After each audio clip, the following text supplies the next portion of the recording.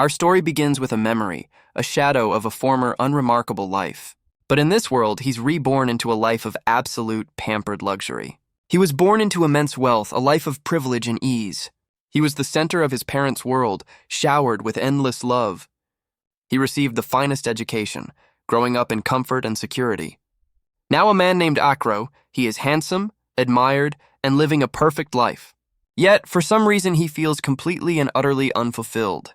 His attendants are baffled. What's not to like about this setup? Just as he contemplates making a change, his peaceful world is shattered. A maid bursts in, terrified, stammering about what she saw in town. The maid's warning becomes a terrifying reality as bandits descend upon the mansion. Acro looks on in disbelief. His sanctuary has been breached for the first time ever. Panic erupts as the staff is ordered to flee through the back, the main gate lost. The head attendant tries to ensure everyone has made it out safely. He then turns his attention to Acro, pleading for his young master to escape. But it's already too late. The bandit leader stands before him, a cruel smile on his face. Acro is paralyzed by a fear he has never known in his sheltered existence. When he awakens, his old life is gone. He's now a slave in a bandit caravan. His first taste of real labor in this reincarnated life is pulling a heavy cart. And any hesitation is met with a swift, brutal kick from his new captors. His days are now a blur of verbal abuse and backbreaking labor. The shock of this new reality is almost too much for him to bear. The bandit caravan moves relentlessly, a plague upon the lands they cross. Slaves are treated as less than beasts, forced to do the heaviest lifting. After a week of starvation and sleepless nights, he's reaching his breaking point. A guard barks at them to clear the way for an important carriage. Acro can feel the tension in the air, a new kind of fear taking hold. The carriage belongs to a mysterious figure named Maloa, who never shows her face. Another slave whispers a frantic warning, terrified of angering this unseen leader. Apparently, getting kicked is the gentle punishment in this group. Acro mulls over the warning, a strange sense of familiarity in the slave's words. But their hushed conversation is immediately broken up by a furious guard. As he's forced back to work, a fleeting thought escapes him, just out of reach. The caravan continues its grueling march, a scar upon the landscape. At the end of the day, the slaves are thrown their meager rations. Acro stares at the pathetic piece of bread, barely enough to sustain a child. When another slave dares to complain, the punishment is swift and brutal. A guard then announces it's time for the month's entertainment. Two slaves are forced to fight each other for the amusement of their captors. Acro can only watch in horror, his last shred of hope beginning to fade. The slave who dared to speak with him is now being brutally beaten for it. Acro cries out in shock, a futile plea for the violence to stop. But the other slave holds him back, explaining this is a monthly lesson. He reveals his own scarred back, a grim warning of what defiance earns you. The man tells him to stay down. A kid like him can't change anything here. As the guard walks away, Acro's hands clench into tight, trembling fists. He's filled with a rage he has no way of expressing or acting upon. He slumps to the ground, defeated by his own complete and utter weakness. A memory of his past life flashes by, reminding him he's always been this way. He eats his bread with a new, cold resolve. Just focus on surviving. That night, Acro lies shivering in the cold, unable to find any rest. He can't sleep, wondering how his past self ever managed to endure such hardship. A memory surfaces of a small, crying boy beside a battered old man. The boy was terrified of being left alone, a fear Acro now feels acutely. But the old man had promised to live on for him, a vow of protection. The memory is violently interrupted by the sounds of a struggle nearby. An old slave has collapsed from exhaustion, earning the fury of a guard. The man coughs and pleads for mercy, but his pleas fall on deaf ears. The guard raises his boot, ready to deliver a final brutal blow. But in a flash, Acro throws himself in front of the kick, taking the full impact. Acro glares up, bloodied but defiant, shielding the old man behind him. A memory flashes of a young boy crying out for his older brother. The guard smirks, impressed by the kid's audacity to stand up to him. But Acro does the unexpected, bowing and begging to be beaten instead. The guard is completely thrown off by this bizarre request. Even the old man he saved looks on in utter disbelief and terror. Acro explains he wants to be the example for the others. He insists that he's being completely serious about this. But his eyes tell a different story. This is a calculated, desperate lie. In truth, he'd been awake all night planning this very gambit. His mind flashes back to the abuse he suffered in his previous life. He remembers the feeling of being a helpless child, unable to do anything. But this time he grits his teeth, determined that he must be the one to act. He tells himself that if he could endure the power harassment at his old job, if he could survive that soul-crushing corporate environment, then his mental fortitude should be strong enough to handle this. He tells the guard he thinks being the example is a cool role to have, but inside he knows this is a terrifying gamble with no guarantee of success. He continues to plead, begging them to make an example out of him. And from the mysterious carriage, an intrigued voice finally speaks up. Acro's blood runs cold as he wonders who that voice belongs to. The guard is baffled, calling him insane for wanting such a pointless beating. But from within the carriage, the voice expresses boredom with their usual routine. It is Miloa, the leader, who decides they should grant the boy's strange request. She orders them to show him just how difficult the role of example truly is. Her command hangs in the air, stunning both the guard and his victim. The guard turns, cracking his knuckles, and declares Acro has the part, and Acro erupts in a bizarre, triumphant cheer, his gamble having paid off. The old man he protected can only stare, terrified by the boy's reaction. For a moment, Acro himself questions if his act is becoming a little too real.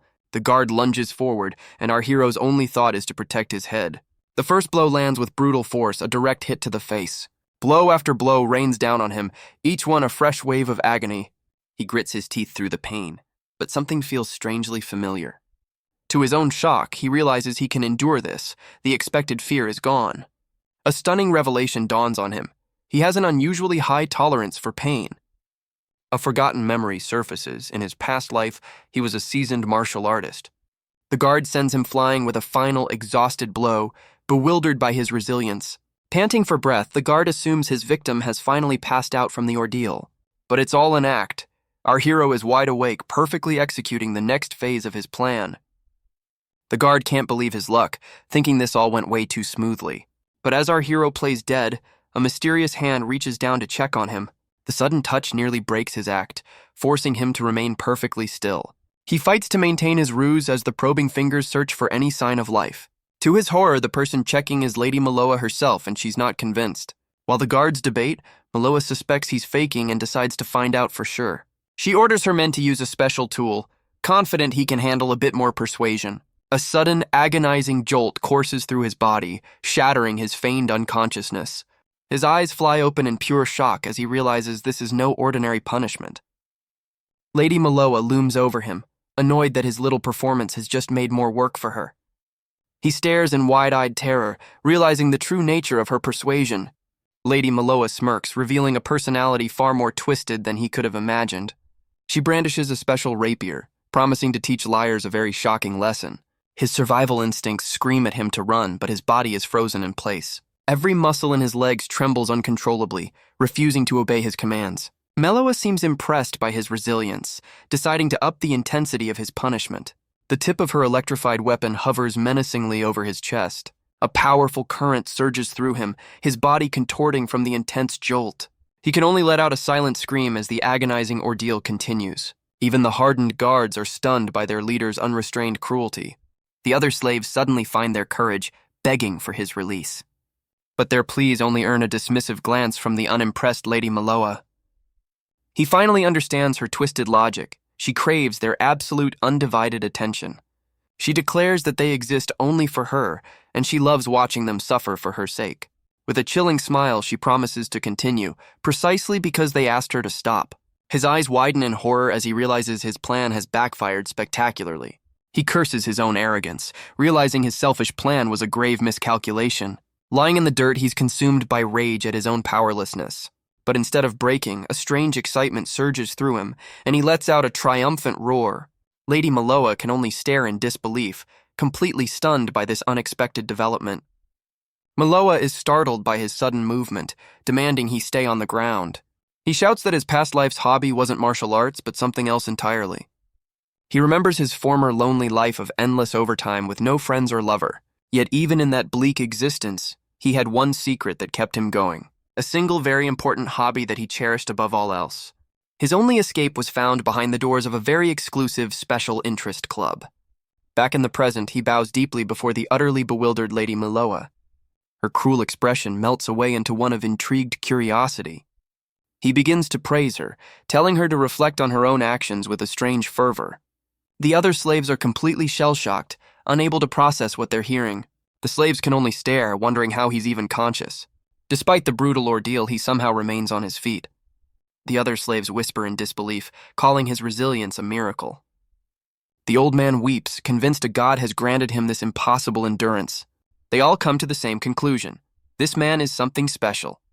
With a triumphant shout, our hero reveals his one true, shocking secret. He bows deeply, declaring his performance complete and accepting his new role. Lady Maloa sighs, admitting his stubbornness has completely worn her out. She turns away, a smug look on her face as she addresses the man on the ground. With a condescending smirk, she asks if he finally had enough this time. He looks up with a radiant smile, thanking her profusely for the experience. A narrator explains that some people are simply drawn to and bound by certain things. Later that night, the caravan settles down, the bizarre event now over. His fellow slaves rush to help him, amazed that he's even conscious. The old man and the child thank him with tears in their eyes, relieved he survived. While the others call it a miracle, he calmly reassures them that he's perfectly fine. His inner monologue reveals the shocking truth. He's a complete masochist. In fact, his past life's hobby was frequenting a very particular kind of club. He then notices something strange. His wounds are already healing at an incredible rate. On top of that, the hard labor has sculpted his body, making him stronger than ever before. He smirks, realizing he's finally found a queen worthy of his unique tastes. This world, he suddenly remembers, is also a world where magic is very, very real. Magic is the art of manipulating the latent power that flows within one's own body. By releasing that internal energy, a user can create incredible phenomena. But wielding this power is a rare gift reserved only for a chosen few. And as he now understands, Lady Maloa is one of those gifted individuals. Her mastery of this power makes her the ultimate sadist queen, and his new purpose in life. He's ecstatic, eager to push past his limits under her unique brand of training. Later, as the other slaves tend to their wounds, they notice something unbelievable. Our hero is already sitting up, looking completely unfazed by the day's brutal events. A fellow slave watches him with suspicion, his survival instincts on high alert. The next morning, a guard's shout signals the start of another grueling day. Our hero is back to pulling the wagon, but this time he does so with a strange enthusiasm. The other slaves whisper amongst themselves, trying to make sense of his bizarre behavior. One slave gets a smack for suggesting our hero might have actually enjoyed the ordeal. But his friend insists it wasn't an act, believing something is truly unusual about him. They come to a single, unsettling conclusion. The man is a genuine eccentric. The old man overhears their whispers and furiously defends the hero's honor. Even the small child tries to quiet him down, worried he'll attract unwanted attention. The gossiping slaves backpedal, telling the old man to relax and that they were only joking. The old man explains the hero isn't crazy, just hiding his fear in a very unique way. He reminds them that no matter how strange, the hero's actions saved them all. The gossiping slaves fall silent, realizing the weight of the old man's words. They quickly change their tune, admitting the hero is actually pretty incredible. Meanwhile, our hero denies being a pervert, even if his actions suggest otherwise. His newfound strength shocks everyone, as he pulls a four-man wagon all by himself. He's completely in the zone, focused on his new purpose. In fact, he's already shouting with glee, eagerly awaiting his next main event. His bizarre enthusiasm is clearly getting on Lady Maloa's last nerve. From within her carriage, the bandit queen stews in silent frustration. She complains that no matter how much she punishes the strange man, he shows absolutely no fear. In fact, he just thanks her with a disturbingly wide, ecstatic smile. Even worse, since his arrival, the other slaves have started bonding, an unprecedented development. She reflects on how slaves are supposed to be, broken, faceless, and compliant. Their eyes should be dark and clouded, completely devoid of any hope. Everyone she's ever ruled has had that same dead look, and that's how it's always been. Maloa seems conflicted for a moment, insisting to herself that this is how things must be. Her thoughts are interrupted by the hero calling out her name with unnerving cheer. The bandit queen looks down, her patience worn thin as she asks what he wants now. An attendant leans in, asking Maloa if she's seen the pervert's strange behavior since the last punishment. The attendant reports back, her voice filled with utter disbelief at what she's just witnessed. She confirms he's perfectly fine, acting as if the brutal main event never even happened. Maloa explodes, demanding to know how he's so energetic after what he endured just a week ago. She silently fumes, realizing his impossibly fast recovery defies all logic. The attendant panics, wondering if her own methods were somehow not harsh enough. Maloa's frustration boils over as she grabs her attendant in a fit of rage. The terrified attendant can only tremble as Maloa mutters about how infuriating this all is. Her eyes narrow with pure contempt, her composure finally starting to crack. She complains that dealing with this one slave is far too irritating for her. The bandit queen lets out a long, exasperated sigh, completely at her wit's end. Her attendant confirms a small village is nearby, and Maloa gives a simple, chilling command. Go! The bandit queen pouts, knowing the poor village has absolutely nothing of value to plunder. But a wicked glint in her eye reveals her true motive. She just needs to relieve some stress. Soon, the caravan descends upon the unsuspecting, peaceful little town. The bandits' arrival is immediately met with the terrified screams of the innocent villagers. The townspeople are quickly rounded up, their peaceful lives shattered in an instant. Her forces waste no time, ransacking homes and taking whatever they please. Maloa herself steps into the fray, asserting her dominance over the fallen villagers. Amidst the chaos, she casually kicks back and demands someone bring her a cup of tea. And to everyone's shock, it's our hero who serves her, earning a surprisingly sweet thank you. Maloa stretches languidly, feeling much better after her little stress-relieving rampage. She shoots a sly glance, clearly enjoying her absolute power over everyone. Our hero trembles, recognizing the dangerous glint in her eyes all too well. She sips her tea, wishing her strange new toy would just be a little more predictable. But her moment of peace is shattered as her men drag a new group of captives forward. The bandit queen's good mood instantly vanishes, replaced by pure irritation. One of her subordinates quickly explains the situation, gesturing towards the hero. He reports that while rounding up the villagers, one of them made a desperate dash for freedom. The hero, it seems, tried to play the part of a savior, getting himself captured in the process. Maloa's face contorts in disgust, finding his heroic gesture utterly pathetic and annoying. A sudden realization hits our hero as he stares down the furious bandit queen. Maloa scoffs, reminding him that as her property, he has no right to let other property escape. He immediately prostrates himself, beginning a desperate, groveling apology. But Maloa just toys with him, complaining that his pathetic mumbling is too quiet for her to hear. She demands a proper apology, delivering a sharp reminder to make him speak up. He shouts his apology with renewed vigor, his voice echoing through the tense silence. His bizarrely enthusiastic apology leaves the bandit queen completely speechless. He explains he acted on instinct, swearing he never ever meant to defy her will. Her attendant is baffled, noting that he doesn't seem scared like a normal person should be. But our hero isn't listening. His attention is suddenly caught by a faint, almost imperceptible sound. He desperately explains his wounds haven't healed, which is why he acted so rashly, but a single bead of sweat reveals the frantic calculation behind his eyes. Maloa's attendant glares, completely unconvinced by his pathetic excuse. He internally panics, realizing his secret plan is starting to fall apart. The attendant turns to her master, ready to hear the final verdict. She coldly asks Maloa if it's finally time to dispose of their troublesome new toy. But the bandit queen just yawns, deciding it's time to pack up and leave. She orders her men to handle him, warning that the escaped villager might bring back help. The other bandits grow anxious, eager to load their loot and get moving. With a casual wave, Maloa leaves him to the mercy of her ruthless subordinates. Her attendant whispers that too much punishment might just make him angry, a risk to Maloa's authority. Maloa smirks, deciding to let him off this one time and telling the pervert he should be grateful. But our hero screams in outrage, demanding to know why she's not punishing him. As the bandits rush to pack up, the caravan prepares for a hasty departure. Her subordinates can only stare, completely baffled by this bizarre turn of events. Just then, the escaped villagers are spotted making a run for it, confirming the hero's plan worked.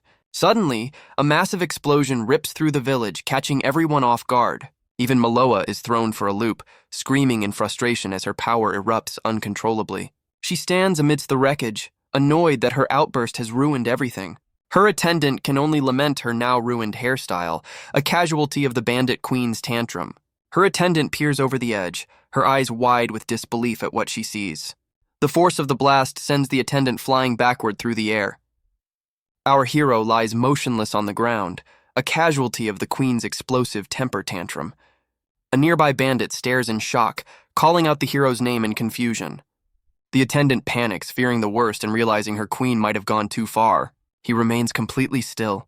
looking for all the world like he's taken his final breath. His apparent demise leaves the attendant utterly speechless and sweating with fear. But just as she processes the horror, a hand shoots out and grabs her ankle, eliciting a terrified shriek. He sits up, dazed and confused, feeling a strange tingling sensation coursing through him. Clutching his head, he admits the last thing he remembers is a blindingly bright flash of light. The attendant stares down, completely flustered by the man who just woke up.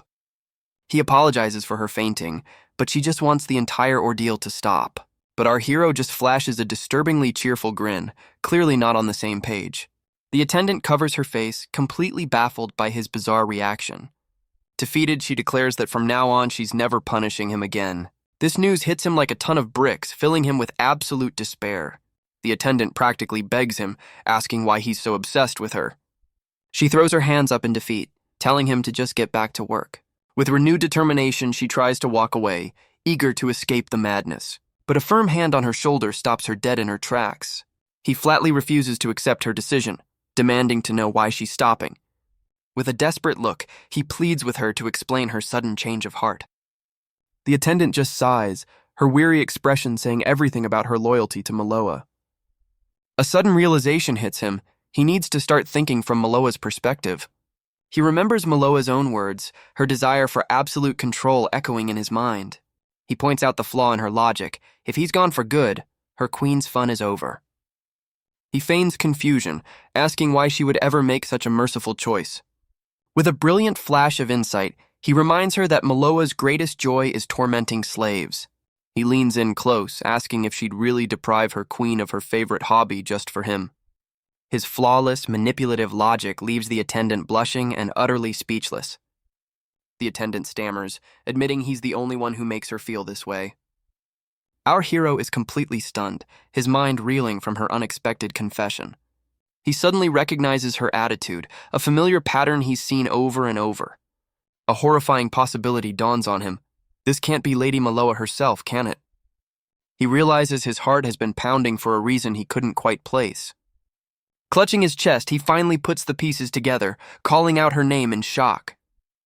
He looks up at the woman he thought was an attendant, his world completely turned upside down. With newfound devotion, he begs his true queen to give his life meaning. In a moment of pure bliss, he accepts his fate under his one and only sadist queen. Maloa is yanked forward, completely caught off guard by his sudden, zealous action. Maloa stammers, refusing to admit what he's implying and demanding to know what he's talking about. He covers his face in denial, unable to accept that his perfect sadist queen is this flustered. In a sudden move, he pins her against the carriage wall, determined to get a reaction. Just then, a voice from outside announces they're interrupting, much to the bandit's annoyance.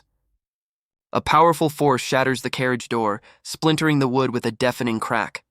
The entire door explodes inward, sending debris flying past the shocked duo. Both of them stare in wide-eyed terror at the figure silhouetted in the doorway. An imposing woman in full armor steps through the wreckage, unapologetically crashing their private moment. Her long silver hair flows as she glares down, radiating an aura of pure, unshakable authority. Our hero and the bandit queen can only ask one question in stunned unison: who are you? Maloa tries to hide her tears, insisting she's not crying at all. The night reveals she was chasing the very villager our hero helped escape. She then identifies the bandit queen by her full name, the wanted criminal, Maloa Rich. Our hero recognizes the emblems on her sash, realizing who they're up against. With cold authority, the knight declares she's from the royal order and is taking them in. She then offers our hero protection, mistaking him for an innocent civilian. This offer of rescue leaves our hero completely and utterly baffled. His confusion quickly turns to sheer panic as he realizes what this means for his perfect life. He's horrified. This knight is trying to save him, but he wants to remain a slave. He can't let her rescue him. Being Maloa's plaything is his one true purpose. He realizes with dread that this knight intends to fight his precious queen.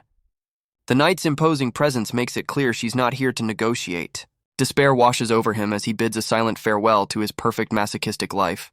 But just as he gives up hope, a figure suddenly moves to shield him from the knight. To his utter shock, Maloa stands protectively over him, claiming him as her own.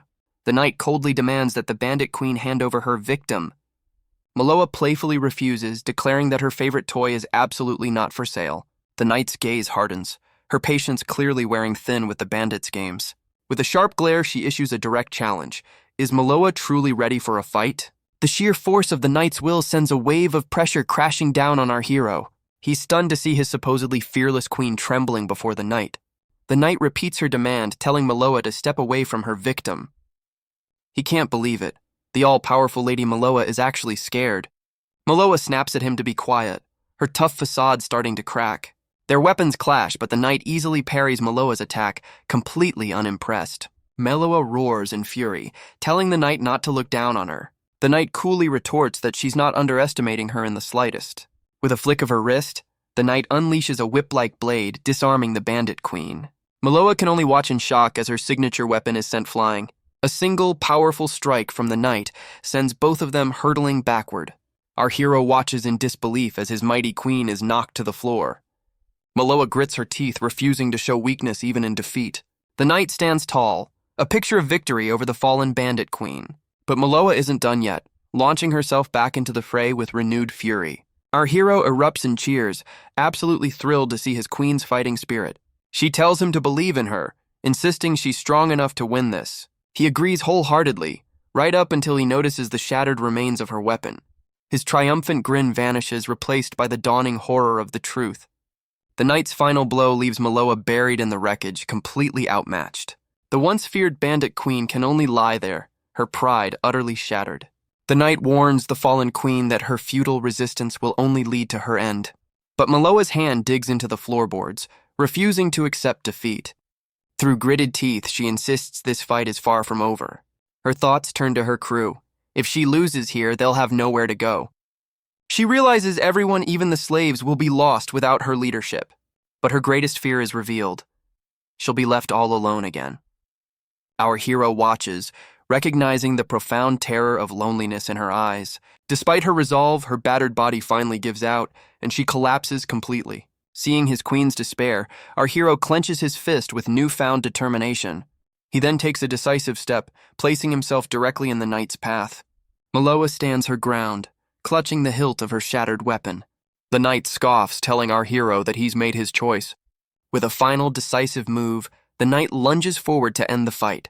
Our hero's eyes widen, realizing this is the absolute worst-case scenario. But Maloa glares back, refusing to let some goody two-shoes take her favorite toy. In a blur of motion, our hero throws himself directly into the path of the attack. The knight skids to a halt, completely shocked by his reckless intervention. Even Maloa is stunned into silence by his sudden act of protection. He stands before her, a human shield against the royal knight's wrath. She looks up at him, calling out his name, Acro, in utter disbelief. But the beating is interrupted by a desperate plea from one of the bandits. He confronts Maloa, shouting that her orders are a death sentence. He begs her to understand the futility of what she's asking them to do. Maloa looks away, unable to deny the truth in his words. In a moment of pure desperation, the bandit grabs his leader. She's completely taken aback by his sudden, insubordinate act. He holds her firm, his frustration finally boiling over. He demands that she stop pretending and face their reality. Acro, however, completely misreads the room, yelling at the man for picking on a sadistic queen. But Maloa simply states that she fights not to win, but because she cannot afford to lose. The bandit holds her fast, refusing to accept her fatalistic answer. He demands to know why she's holding back, why she won't use her true power. He reminds her of her strength, how she could have easily destroyed this place. Maloa looks away, a tremor of fear running through her. Her hand trembles, betraying the stoic facade she tries to maintain. A horrifying memory flashes through her mind, a monster and her own powerlessness. The bandit tells her he knows she's been crushing them with her impossible demands. His expression is one of grim determination, not malice. His words finally break through her defenses, and a single tear escapes. A new armored man appears, asking if dying for others is truly her wish. Her trauma is revealed, a memory of being held captive, utterly helpless. She declares that this is where it all has to end for them. Her tough exterior shatters, revealing a woman broken by her past. A flash of memory shows a peaceful village, a life she fought for. She recalls the family she built, the people she swore to protect. With the confrontation over, the bandits begin to move out once more. Acro is left standing, completely bewildered by the sudden group therapy session. But then, a familiar voice calls out his name, Acro. It's the old man and the other slaves he inadvertently saved. They surround him, their faces filled with gratitude and relief. The armored man offers the freed slaves safe passage and treatment in the kingdom.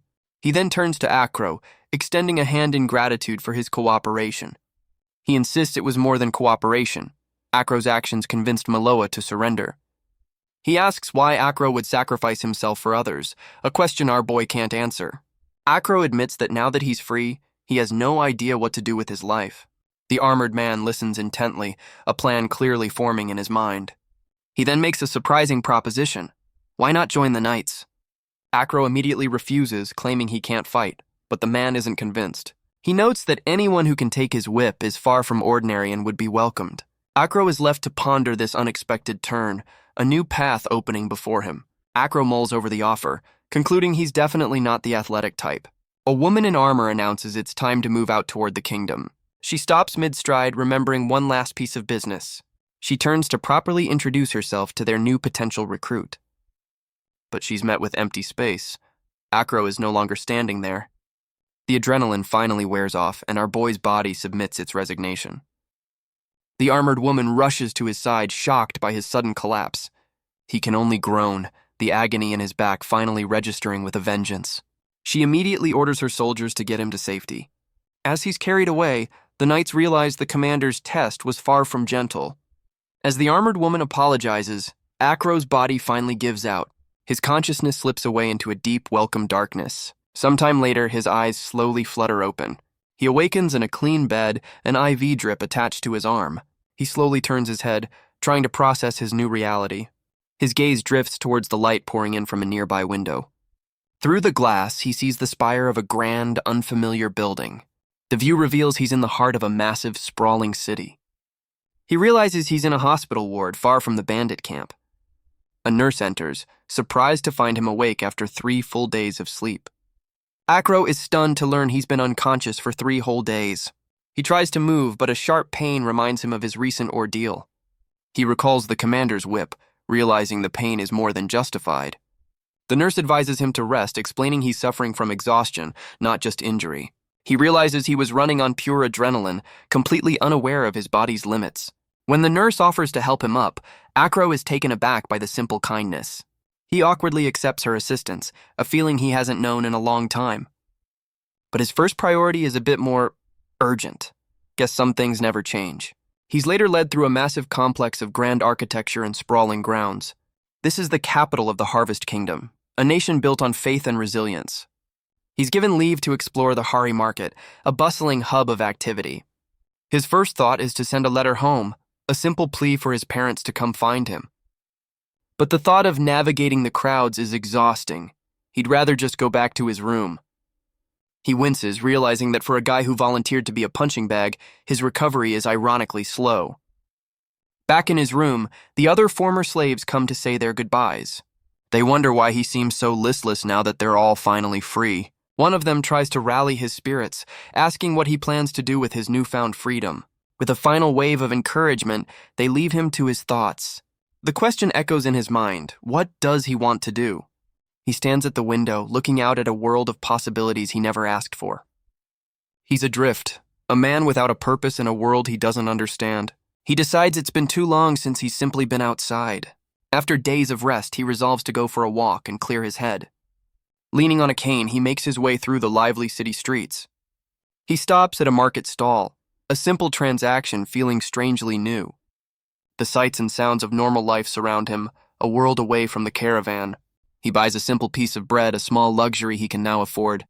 He takes a bite, discovering that freedom tastes a lot like carbs. He finds a quiet bench to enjoy his meal, a moment of pure peace. And for the first time in a long time, Acro feels a genuine sense of contentment. But even with this newfound peace, a familiar emptiness creeps back in. He feels nothing, no connection to this city, no desire to do anything. The bustling streets are too much. He just wants a quiet space to escape to. Suddenly a thought strikes him, a possible solution to his aimlessness.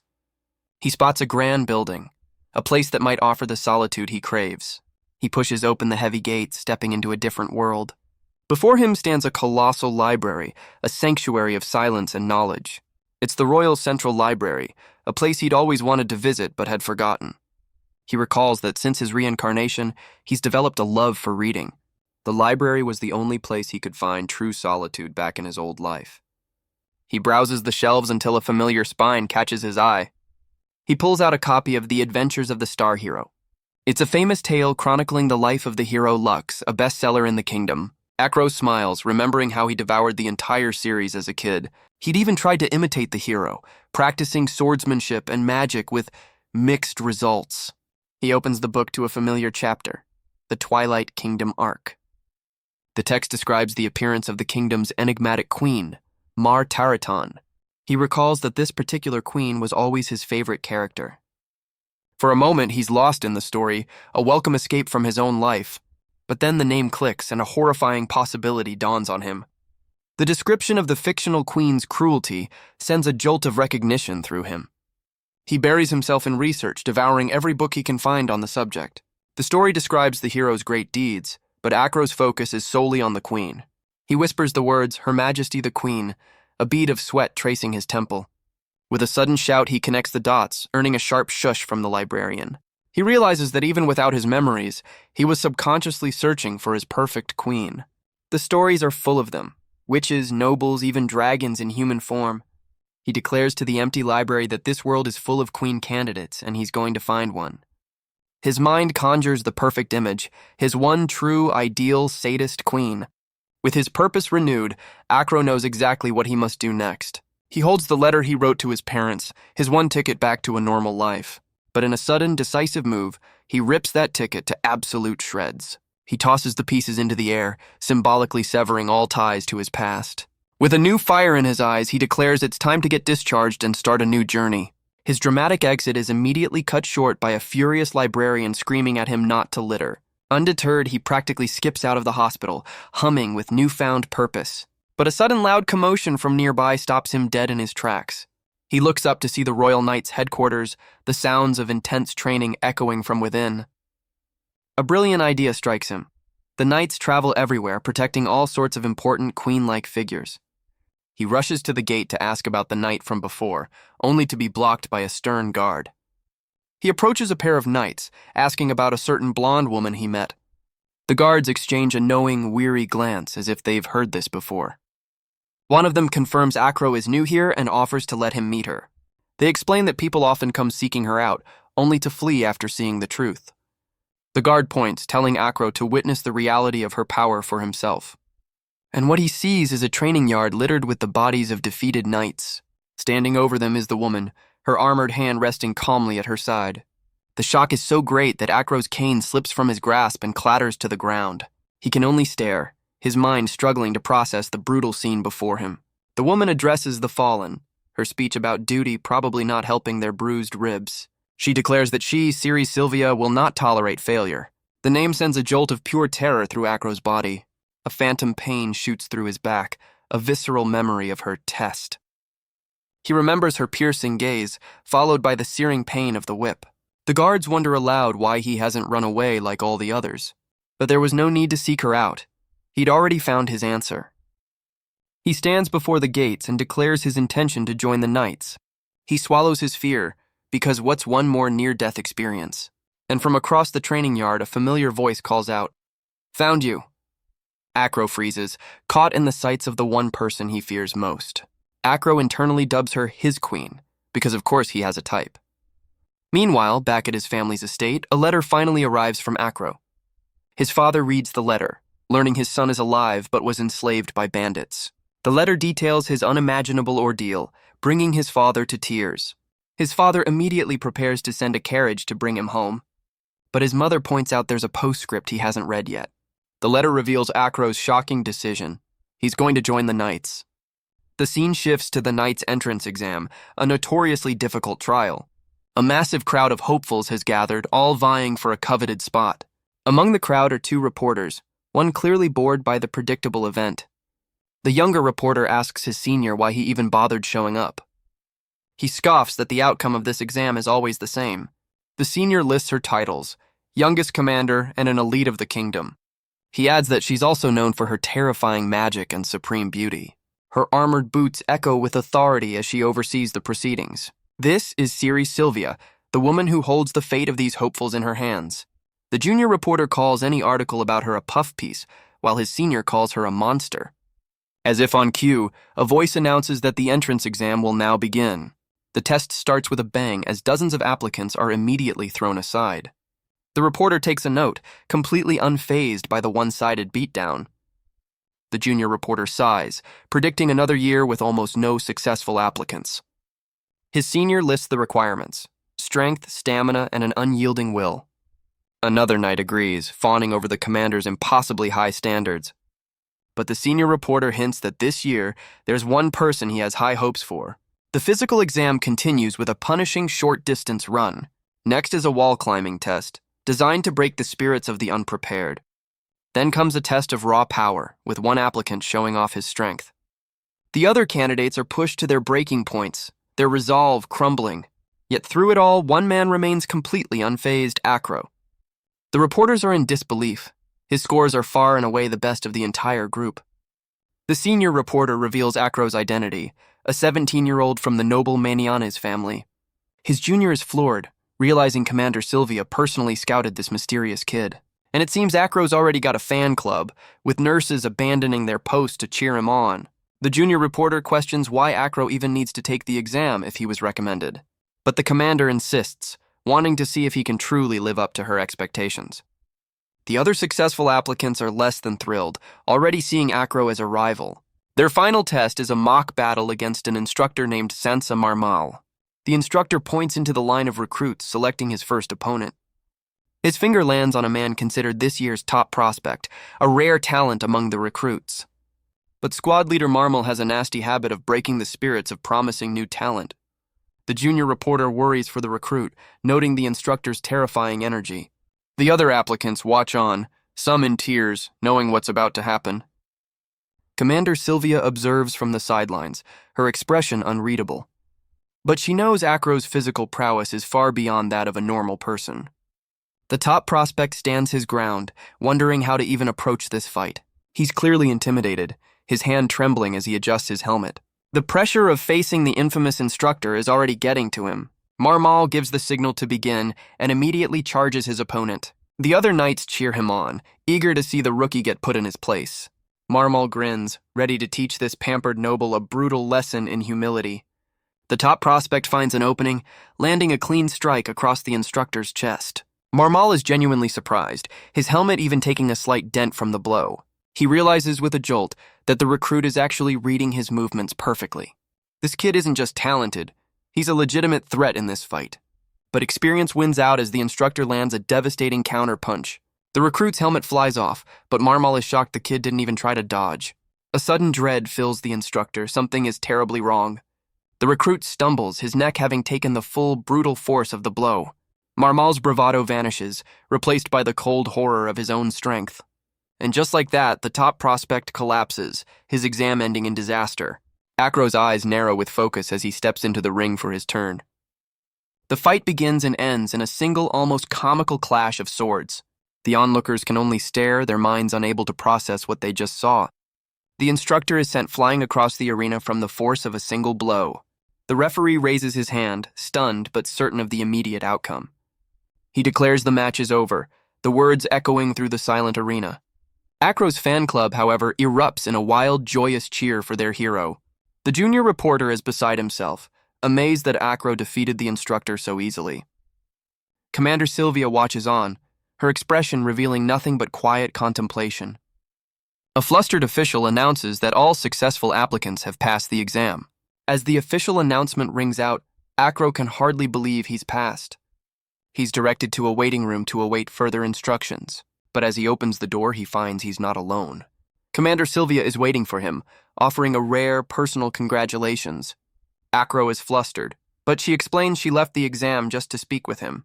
She cuts right to the chase, her expression turning serious. She asks him a single, pointed question. Is he a magic user? Acro is completely baffled by the term she uses. The term refers to a government-sanctioned mage, a powerful and rare title. Meanwhile, the senior reporter realizes the truth. Acro's strength isn't just physical.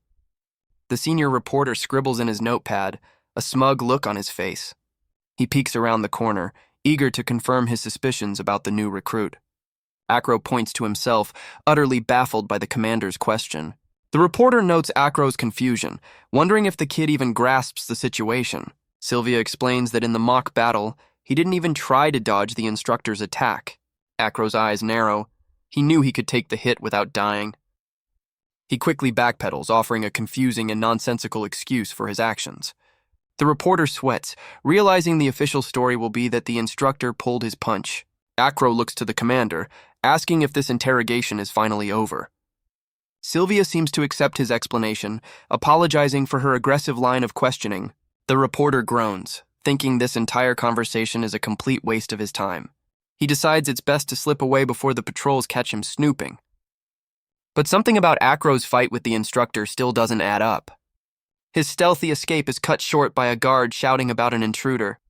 And just like that, our intrepid reporter is caught red-handed by the knights. Sylvia calmly informs Acro that the snooping reporter has been apprehended.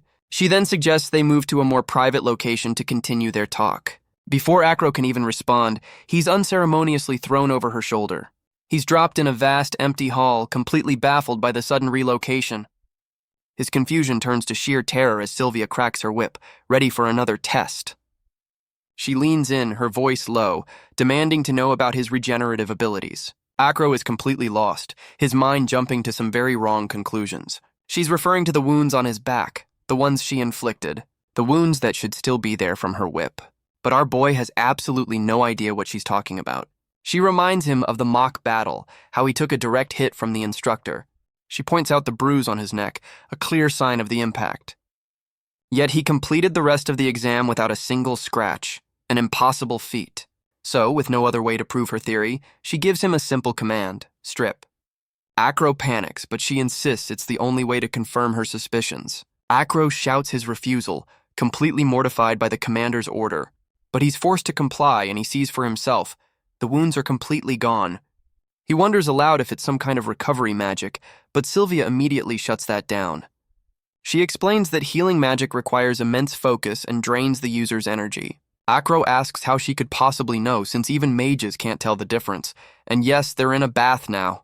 Don't ask. She reveals it's because she knows another man with the exact same ability. A man known to the world as the legendary hero Lux. She explains that besides the hero, she knows of no one else with this power, which means Acro is the only other person alive with the same regenerative ability. She then casually invites him to join her, an offer our boy is not equipped to handle. Acro is stunned, stammering that his power is just like the hero's. But his shock quickly morphs into a smug grin as he realizes this is his isekai cheat skill. He always suspected he had some kind of power, but an ability that heals fatal wounds? He's basically invincible. His mind races with the possibilities. A life in the nights will be a breeze if he can just laugh off any punishment. But Sylvia cuts through his fantasy, asking if he truly understands the gravity of the situation. Acro snaps back to reality, stammering that yes, of course, it's very important. He quickly corrects himself, trying to sound like he's been taking this seriously the whole time. He declares that this power is not just rare, but a vital asset to the entire kingdom. Sylvia's gaze is unreadable, but she confirms that he is correct. And with that, Acro makes a bold vow. He will become the shield of the kingdom. She flatly tells him that because of this power, he can't possibly join the royal knights. Ceres explains that the hero's power is a national treasure, revered as much as a god. She warns him that if his ability becomes public, the government won't just leave him alone. Acro nervously asks what would happen if his secret ever actually got out. Her cold gaze tells him this isn't a simple warning, it's a serious threat. She reveals this entire conversation is top secret, but knowing the truth is his only salvation. Acro realizes he has a choice: keep his power hidden and return to a peaceful, normal life. With her point made, Ceres relaxes, declaring the conversation and their bath are over. But Acro suddenly stands, towering over her with a new, unreadable expression. His bold move catches her completely off guard, her commander's composure finally cracking. He looks her in the eye and declares his firm intention to join the knights. He argues that his power won't be exposed if he just avoids getting seriously injured. Flawless logic, really. He dismisses her concerns as naive, asking what she, the commander, truly thinks. And Sylvia finally admits it. She personally wants him to join her order. Acro explains that his time as a slave helped him find his reason for being. He no longer desires a peaceful life. He wants to fight for something greater. With fiery conviction, he declares that he came here specifically to serve her. The commander is completely stunned by his sudden, passionate declaration. But her reaction is not what he expects as she suddenly splashes away from him. She confesses her own weakness, admitting his resolve has made her own waver. Acro is completely stunned by her sudden vulnerability, asking for her forgiveness. She grabs his hands, her hesitation gone, and begs him to join the knights and fight by her side. She promises that she, Ceres, will personally guarantee his safety if he joins her. Acro can only stare, completely overwhelmed by the commander's intense plea. Her grip is firm, a silent contract sealing her unexpected offer. And just like that, the moment is over. She tells him to get dressed and follow her out. Back in her office, Sylvia reflects on the unexpected turn of events. She decides it's time to officially add his name to the roster of new knights. But a flicker of doubt or perhaps concern crosses her mind. Meanwhile, Acro is left to process the world's most intense job interview. Sylvia recalls the look in his eyes, a fleeting but powerful emotion. Acro wonders if what he felt was truly anger, a foreign sensation. A storm of unfamiliar feelings rages within him, raw and untamed. She wonders if maybe her recruitment tactics were a little too aggressive. The scene shifts as night falls over the kingdom's peaceful landscape. But that peace is shattered by a sudden disturbance near a remote mountain. A figure in black lands with a heavy thud, their mission underway.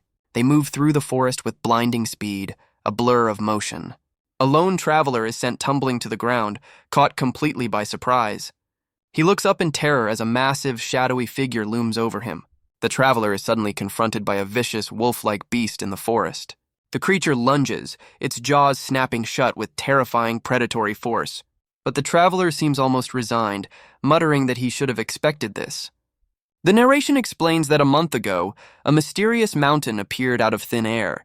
A map reveals its location, a new, unwelcome border between two kingdoms. In response, the Harvest Kingdom went on high alert, strengthening its night patrols. But soon, demonic beasts began to spill out, attacking citizens within the kingdom's territory. The royal knights were dispatched, throwing the recent entrance exam into utter chaos. Meanwhile, the snooping reporter learns that trespassing has consequences. He's been fired. Now unemployed and a person of interest, he's forced to make a hasty exit from the capital. The reporter makes his way through the city, past heavily armed patrols.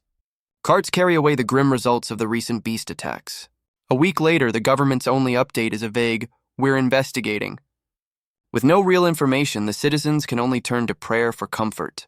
But the reporter knows prayer isn't enough. He demands to know where the hero is. He declares that if the kingdom won't provide answers, then he will. But he's an outcast now, with no press credentials to get him inside the castle. So he makes a new plan. If he can't get answers here, he'll go to the source. His destination is the mysterious mountain, the heart of the crisis. And just as he expected, the local welcoming committee is less than friendly. He holds up a flashbulb, shouting that 3 of the beasts is far too many to handle. A blinding light erupts, giving him a precious second to escape the attack. The creature's massive paw digs into the earth, its claws glinting in the dark. The reporter looks back in terror, his desperate gambit having failed to stop them. He realizes this isn't just an animal, it's a humanoid monster, a terrifying werewolf. He scrambles backward, desperately trying to create some distance. He pulls out a small pistol, firing a single panicked shot at the advancing beast. But the creature is too fast, sending him flying with a single brutal swipe. His hat and weapon are knocked from his grasp as he's thrown helplessly through the air. But just as the beast closes in, a bolt of lightning strikes down from the heavens. The reporter stares up in horror as the massive beast lunges. He realizes with dawning dread that he's not facing one monster, but a whole pack. A massive clawed hand descends, ready to tear him apart. His mind screams in panic. This is a truly terrible situation. There's no escape, no plan, just the certainty of a gruesome end. But a flash of steel intercepts the blow as a knight appears out of nowhere. The reporter can only stare, stunned by his last-second rescue. The knight stands as a bulwark between him and the snarling beasts. And he's not alone. Reinforcements charge in, the cavalry arriving right on schedule. The knights engage the werewolves in a brutal close-quarters brawl. The knights fight with brutal efficiency, their armor a blur of steel. One knight plunges his sword deep into a beast's hide without hesitation. It's Sansa Marmal, the instructor, his expression calm amidst the carnage. And among the chaos, a familiar face looks on in wide-eyed shock. Acro. Marmal calls out for him, and Acro quickly points out his own location. But another knight leader is furious, shouting at someone for acting alone. The reporter, meanwhile, is just happy to be alive, mistaking his rescuers for the hero himself. The knight leader rushes to his side, asking if the civilian is injured. The reporter's torn and bloodied clothes tell a story of a very close call. But the concern turns to confusion as the knight mistakes him for a woman, much to the reporter's fury. The reporter realizes this unexpected turn of events actually works in his favor. He celebrates internally. Getting saved by the knights was the perfect way to get close. Now all he has to do is play the part of a helpless victim to get his story. He offers the knight leader a cloth, thanking him for the timely rescue. The knight is taken aback by the gesture, completely fooled by the act. But his attention shifts to Acro, amazed that a rookie could be so skilled. The reporter overhears, wondering how a new recruit could fight 4 beasts at once. The knight leader stares at Acro, demanding to know just who this kid is. His train of thought is broken as he panics over a bite on his arm. Guess he's not as tough as he looks. The reporter can only watch, slightly disturbed by the squad leader's bizarre reaction. The reporter realizes he must have been truly desperate to mistake these knights for the hero. The scene shifts to a grand hall within the capital, where a meeting is about to begin. In the royal parliament, a grim report details the escalating crisis in a neighboring kingdom. The council is in an uproar, with some demanding they dispatch the legendary hero to intervene. But there's one small problem. No one can seem to find the hero. Perfect timing as always. Commander Sylvia reports on her own knight's efforts, noting casualties but no civilian deaths. She warns that her forces are fighting around the clock and will soon be overwhelmed.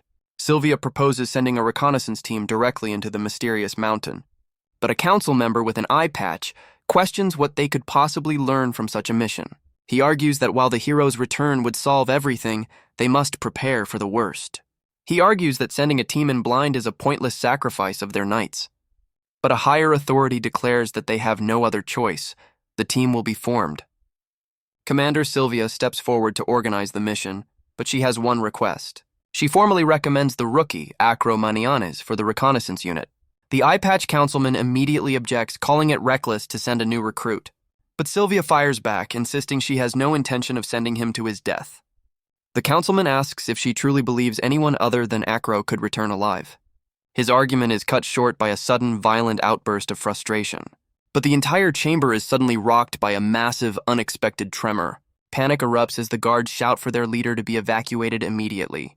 The council members flee the chamber as the building shakes violently. Sylvia's eyes widen, her focus shifting from the debate to the new threat.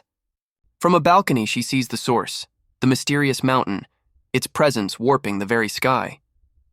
And somewhere else, a figure stirs from what seems to be a long slumber. A woman stretches languidly, commenting on how well she slept. With a confident smirk, the horned woman declares it's time to begin. Looks like someone's Monday is about to get a lot worse. The kingdom is officially informed of the crisis, an unprecedented event on their border. But for Acro, it's just another day in the mess hall, blissfully unaware of the chaos. Sylvia reports that the mountain's magic is immense, and worse, the hero is unreachable. With their champion missing, the knights are mobilized, ready to face the unknown threat head-on. Sylvia's voice rings out, commanding her knights not to falter in the face of this new threat. Her words strike a chord with the assembled soldiers, their expressions a mix of shock and resolve. She reminds them that while the hero was the sword, they have always been the shield. But now, with their champion gone, it is their turn to become the sword of the kingdom. The knights stand firm, their armored boots planted, ready for the coming battle. They are the last line of defense, a wall of steel against the encroaching darkness. She declares that their training is over. Now they will show the beasts their true power.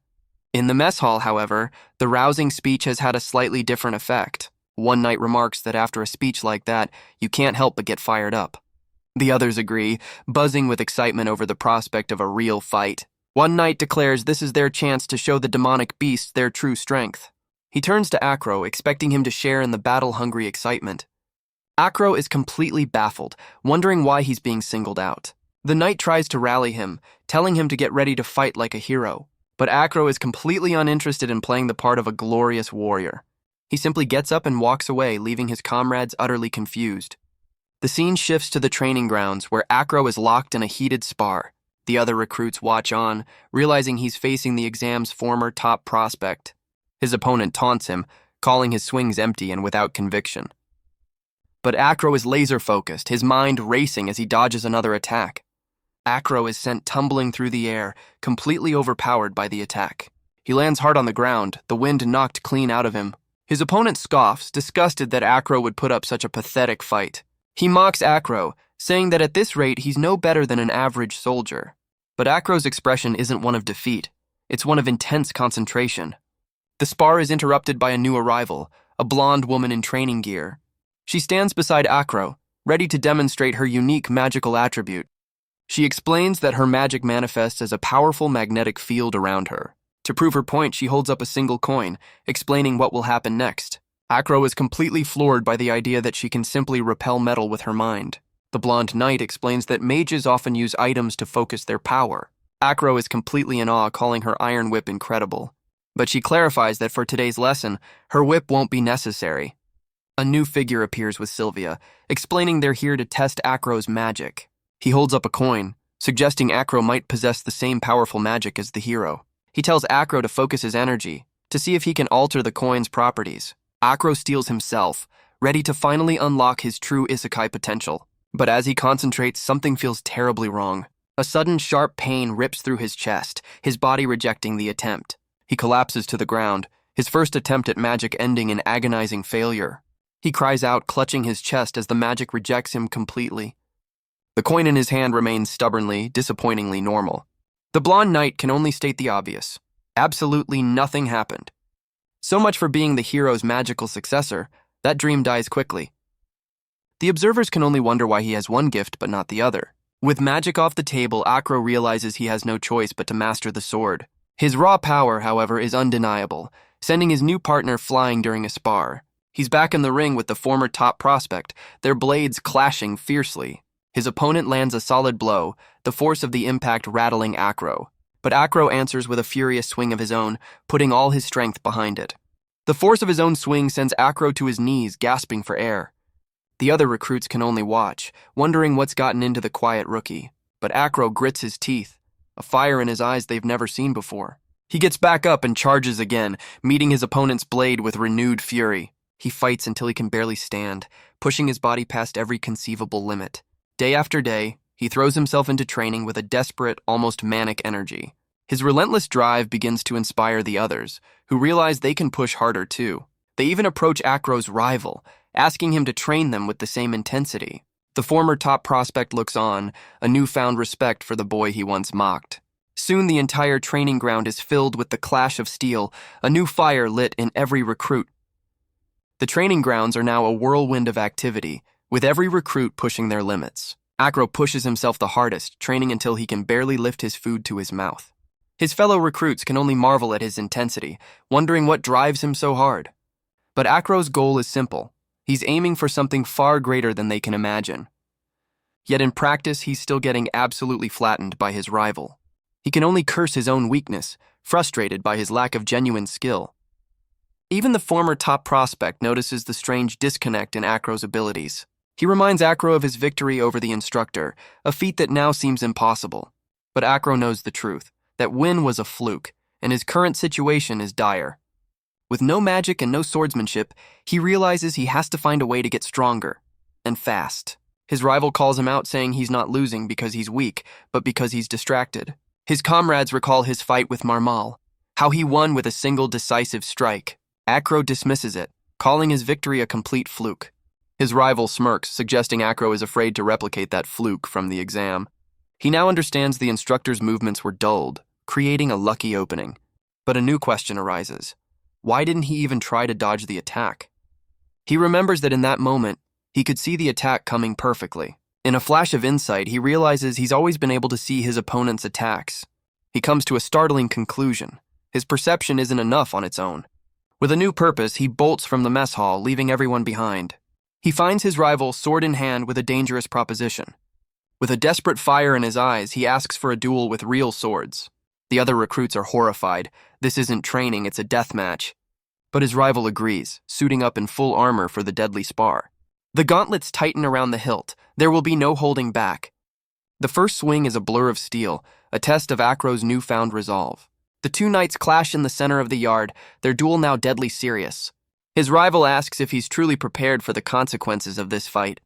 He tells Acro not to hold a grudge for what he's about to do. With a final, powerful swing, he declares that this is the end. But the finishing blow never lands. Acro moves with impossible speed. The onlookers can only stare, their minds unable to process the sudden reversal. In that split second, Acro's eyes are wide with a terrifying clarity. He doesn't just block the attack, he counters, forcing his rival onto the defensive. The other recruits are in disbelief, questioning what they just witnessed. It's the same impossible move he used to defeat instructor Marmal. Their blades lock in a stalemate, the balance of power completely shifted.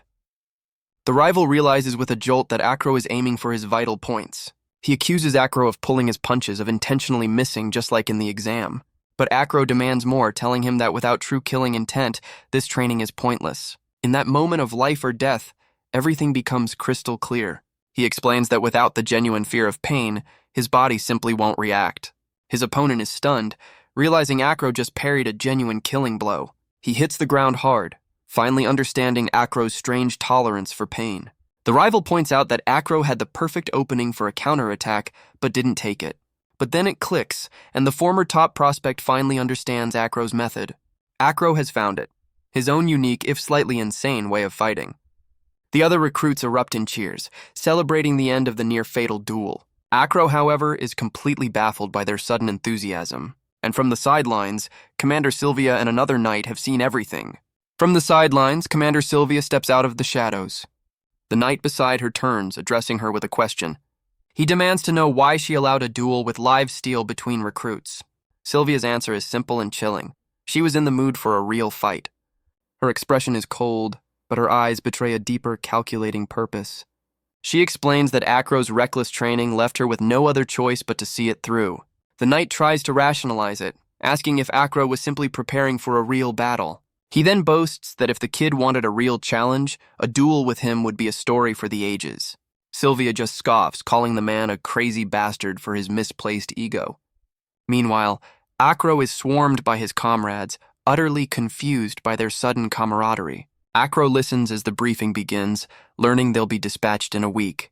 The recruits are shocked to be deployed so soon, but manpower is dangerously low. Their mission is simple: run supplies to the front lines near the mountain. Despite being a support unit, the other recruits are itching for a real fight. One of them wonders aloud if Commander Sylvia will be joining them on the front. His comrade scoffs, saying a commander's job is to give orders from the rear. But as they look around, a sudden sense of confusion dawns on them. Their carriage rumbles toward the mysterious mountain, but someone is missing.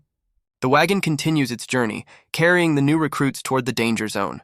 Inside, one knight complains about being hungry, while a cloaked figure sits silently among them.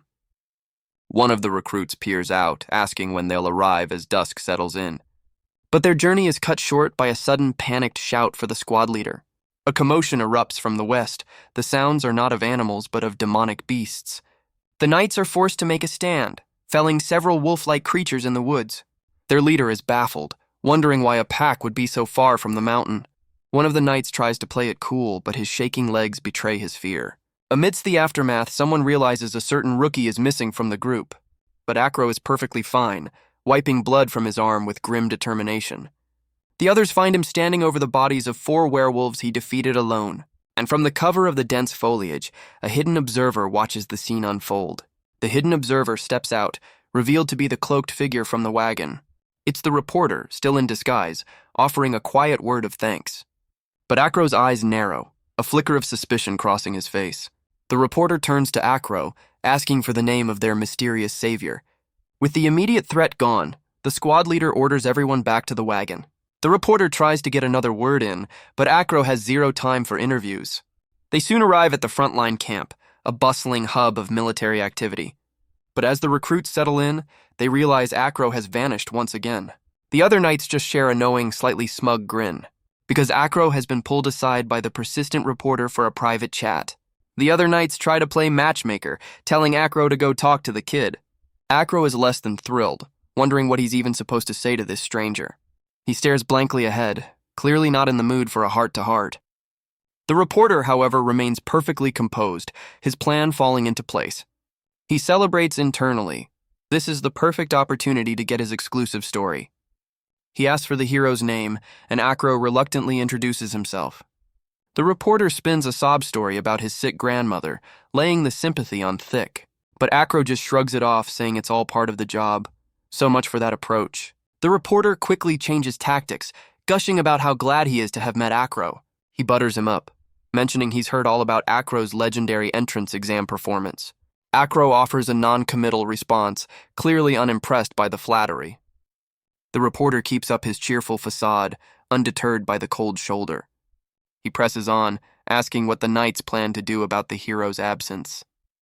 But Acro just plays dumb, claiming he doesn't know anything important. The reporter tries a different angle, asking if the commander shared any intel. Acro vaguely recalls something about the mountain being a big deal. The reporter's patience finally snaps. This kid is being deliberately unhelpful. Realizing this interview is a dead end, he decides to make a strategic retreat. But he stops, asking for just one more thing before he leaves Acro alone. And then he pulls out a strange, ornate-looking pistol. Well, that escalated quickly. Acro stares at the weapon, his eyes wide with dawning recognition. The reporter claims he found it after the beast attack, drawn by a flash of light. But Acro's suspicion is palpable, and the reporter realizes his cover is at risk. Acro takes the pistol, examining its intricate design with a thoughtful expression. The reporter tries to deflect, suggesting it might belong to some other traveler. But Acro immediately dismisses the idea, stating that's simply not possible. The reporter's cheerful facade cracks, demanding to know why he's so certain. Acro reveals the pistol is a rare artifact, a product of the Amal clan. The reporter explains they're collector's items, out of circulation for decades. Apparently, his dad's a merchant. Sure he is. Acro's gaze hardens, asking if he's sure he didn't just drop it during the attack. The reporter starts to sweat, his carefully constructed lies falling apart. With his cover blown, he finally comes clean. He's a reporter, and this was all for a story.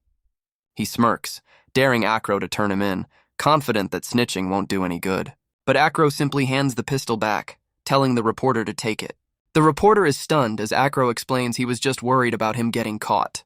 He demands to know why Acro would return it, finding the act of kindness deeply suspicious. Acro calmly states that he assumed the reporter dropped it while being attacked. He then adds that it's a knight's duty to help people in trouble, no matter the reason. A flash of memory shows Acro standing between the reporter and the beast's claws. His words hang in the air, a quiet declaration of his duty as a shield for the weak. The reporter is left completely speechless by Acro's simple act of kindness. Acro's gaze remains steady, though a hint of suspicion still lingers. The reporter explains the Amal clan was scattered, forced to hide their identity. He claims this history makes it hard for him to trust anyone, even those who save him. He puts on a convincing show of a man burdened by a secret, tragic past. But the act shatters as he suddenly shouts that he was just faking his despair. He smirks, deciding he'll try getting his story the honest way for a change. He asks Acro to take him to the person in charge, much to our boy's confusion. The reporter laughs, teasing Acro for not even knowing who his superior is. He decides they should head back to camp, offering to return the pistol. But Acro pushes the pistol away, refusing to take back the reporter's weapon. The reporter just laughs, amused by the rookie's stubborn sense of honor. The scene shifts to the front lines, at the very foot of the mysterious mountain. Here, the Royal Knights are locked in a desperate battle against the demonic beasts. A squad leader gets a report that Sector 3 has been cleared, a small victory. But in another sector, his men are completely overrun and forced to fall back. The creatures are relentless, a tide of snarling teeth and feral hunger. A knight is thrown back, his armor barely deflecting a vicious clawed strike. But not everyone is so lucky, as another soldier falls, gravely wounded in the melee. A lone knight holds his ground, his sword the only thing between him and the monster. The beast pins the soldier, its jaws ready to deliver the final blow. But a sudden, blinding flash of light erupts from the chaos. The downed knight can only watch as the creature recoils from the light. The beasts suddenly turn and flee, driven back by an unseen force. The surviving knights regroup, wondering what that mysterious light was.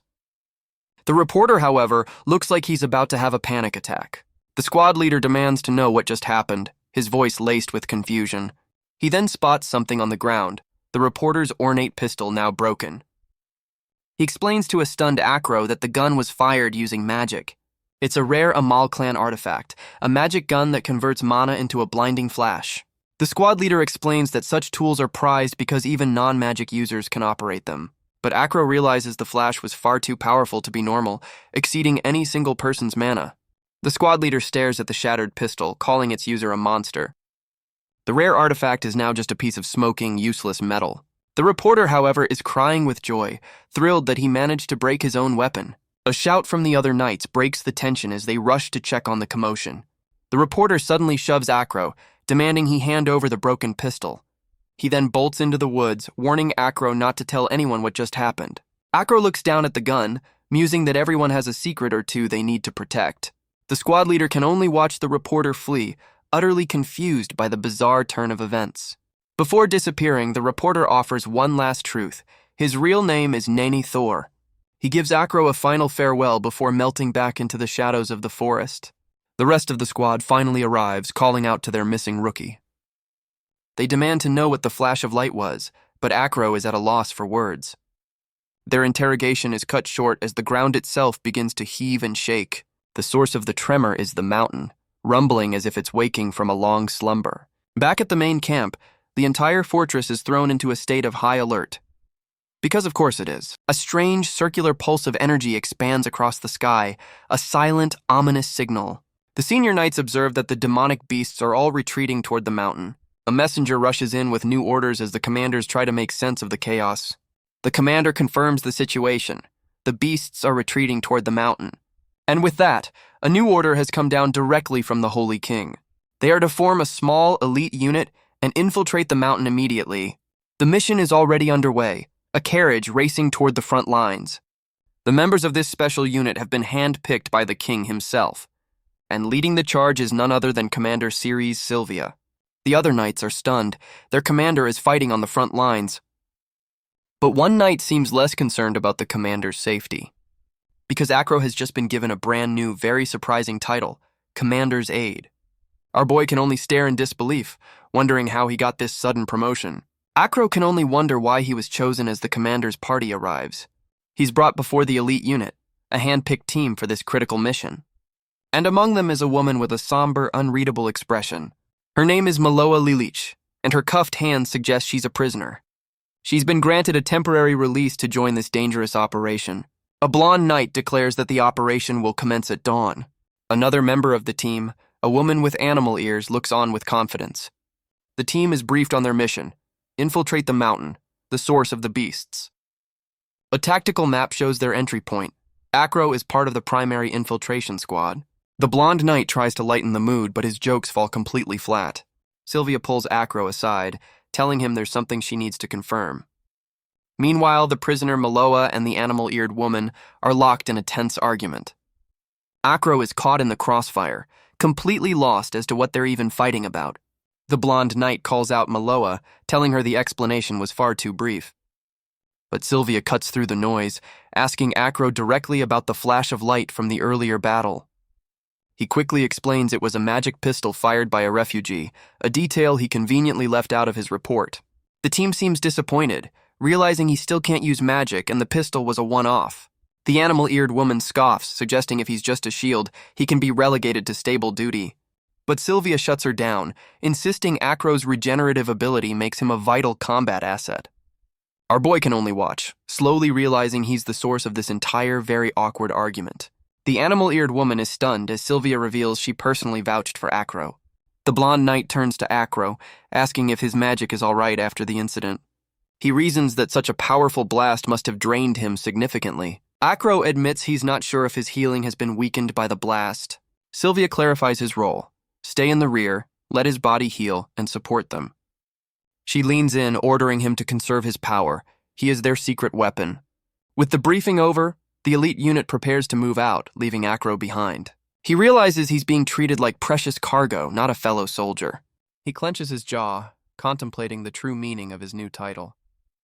And with that, the convoy sets off, racing toward the heart of the crisis. A prisoner scoffs at the very idea of fighting for the sake of the kingdom. The scene shifts to the imposing walls of the Harvest Kingdom's central prison. The inmate, Maloa, makes it perfectly clear she has no interest in their offer. Another prisoner dismisses the proposal, refusing to be a disposable pawn in their war. A deal is offered. Help them, and her sentence will be reduced. A laughable offer for a death mission. The knight negotiating the deal can only listen, her expression unreadable. The conversation shifts, revealing that Acro has been conscripted for this very operation. It's explained that his unique talents made him an obvious choice for the infiltration team. But the prisoner knows the truth. This is a suicide mission, a desperate attempt to buy time. A fist slams down in frustration, demanding to know what will become of Acro. The knight promises he won't let Acro die, but asks Maloa to help for the boy's sake. The scene cuts back to the convoy racing through the dark forest, but their journey is interrupted by a sudden, terrifying sight. The blonde knight ducks for cover as chaos erupts outside their carriage.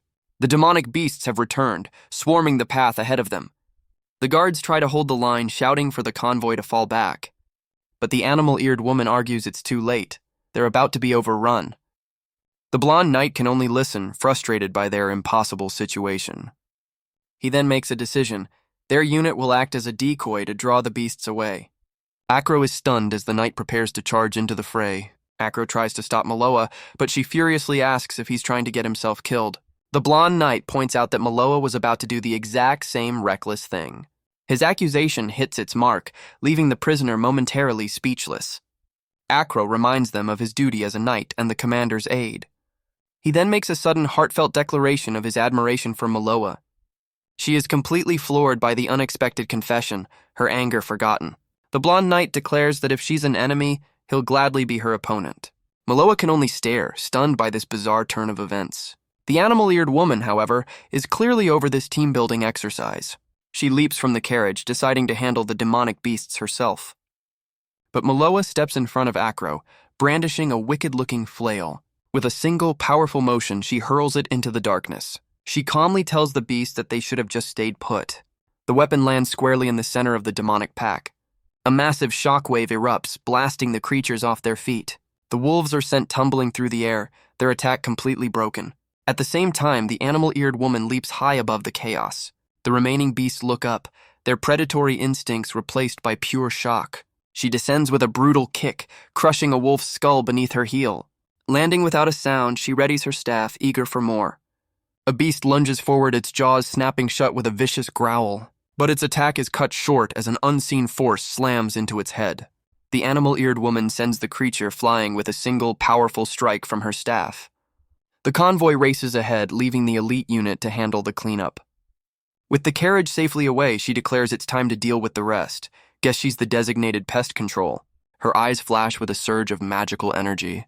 Another beast collapses, stunned and incapacitated by her power. The blonde knight and Maloa watch from the sidelines, having joined the fray.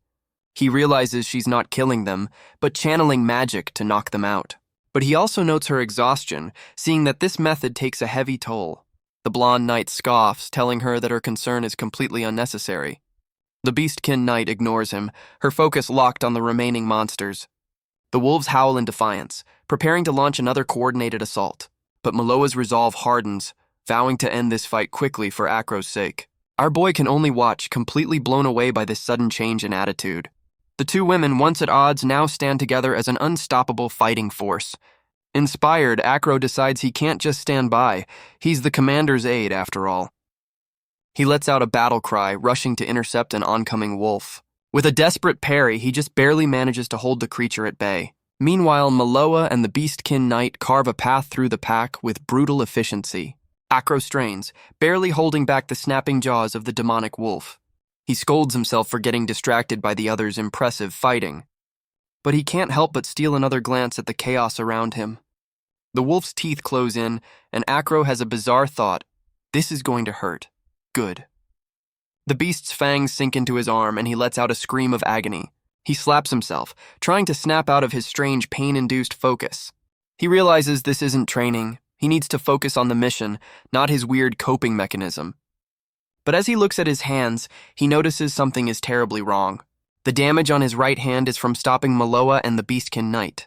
But the damage from the demonic beast on his other hand isn't healing. He looks at his hands, a slow, dawning horror spreading across his face. Meanwhile, Maloa and the beastkin knight are a whirlwind of destruction. The blonde knight notes their perfect coordination, but he sees the underlying problem. They move as one, their steps falling in perfect, deadly sync. But the beastkin knight is already panting, the effort taking a visible toll. The blonde knight points out that their magical attributes are dangerously incompatible. He tells her he knew it from the start, much to her surprise. His power is magnetism. He can't fight alongside anyone wearing iron armor. Her power is lightning, and she can't risk shocking her allies in a chaotic fight. And yet, despite being forced to fight alone their whole lives, they now stand together. Their teamwork is cut short as a massive bipedal wolf beast emerges from the pack. The two women are stunned, realizing this isn't just a beast, it's a humanoid monster. Maloa reacts instantly, whipping her flail around the creature's thick neck. The segmented weapon digs in, a powerful constricting attack meant to choke it out. But the beast barely flinches, grabbing the chain with one massive paw. Maloa is horrified as her attack is completely nullified with brute force. The Beastkin Knight can only watch, a cold sweat breaking as she sees the power gap. The blonde knight's eyes widen, realizing Maloa is about to be crushed. But before anyone can react, Acro dives in, taking the full force of the monster's blow. Maloa can only scream his name as Acro is sent flying across the battlefield. He grits his teeth, the force of the blow echoing through his entire body, but he's not down, somehow finding the strength to hold the monster back. Maloa cries out his name, watching the rookie she dismissed throw his life away for her. The Beastkin Knight admits they can't fight properly like this, their movements restricted. The blonde knight reminds her that she knew this was a losing battle from the start. But their argument stops cold as Acro raises a hand, silencing them both. He tells them to look, his voice strained but steady, drawing their focus to his injury. The wounds that refuse to close are now steaming, knitting themselves back together. His regeneration has returned, more potent than ever before. Maloa can only stare in disbelief, confirming what they all just witnessed. He's healed. The blonde knight explains the beast's attack drained Acro's magic, preventing his healing. Acro clenches his fist, declaring that his power has just been resupplied. A startling realization dawns on the blonde knight. Acro can draw magic from them. With this new understanding, Acro steps forward with a dangerous plan. He promises a method that will satisfy all of their desires on the battlefield. The scene cuts to the forest, where several white bags are tossed into the trees. Acro explains that since the beasts move in packs, they need to be lured together. The demonic wolves charge through the undergrowth, their fangs bared. They are a blur of feral rage, closing in on their unseen target. And Acro reveals the final piece of his plan. What they need now is bait. A demonic wolf sinks its teeth into a leather boot with a savage crunch. It bites down harder, trying to tear its prize from the air. And that prize is Acro, swinging wildly above the pack as the perfect lure. The blonde knight holds the rope, a look of pure disbelief on his face. But Acro is locked in, his eyes fixed on the snarling beasts below. He gives the signal, shouting that now is the perfect moment to strike. The Beastkin Knight yells for Maloa to unleash her power. Maloa braces herself, ready to execute their insane, desperate plan. A massive column of lightning crashes down, engulfing the entire pack. The others can only watch, stunned by the sheer destructive force of the attack. Acro lands safely on the ground, the rope cut just in time to avoid the blast. He raises a fist in triumph, a look of pure satisfaction on his face. The blonde knight and Maloa can only stare, completely shocked that the plan worked. They admit they never thought such a reckless strategy would actually succeed. The Beastkin Knight explains this allows them to fight without their powers interfering. As the sun rises, the sounds of battle finally fade into the morning light. Reinforcements arrive to secure the area, urging the elite unit to press on to the mountain. With no time to waste, the team sprints onward toward their primary objective. A strange, intense clarity dawns on Acro's face as he runs. He's found his path, to be the shield that lets others become the sword, and he seems way too happy about it. He realizes this is the very reason he was brought into this world. In this moment of pure clarity, he feels more alive than ever before. Tears of joy and relief stream down his face, his purpose finally found. But his moment of zen is cut short by a sudden rustle in the trees.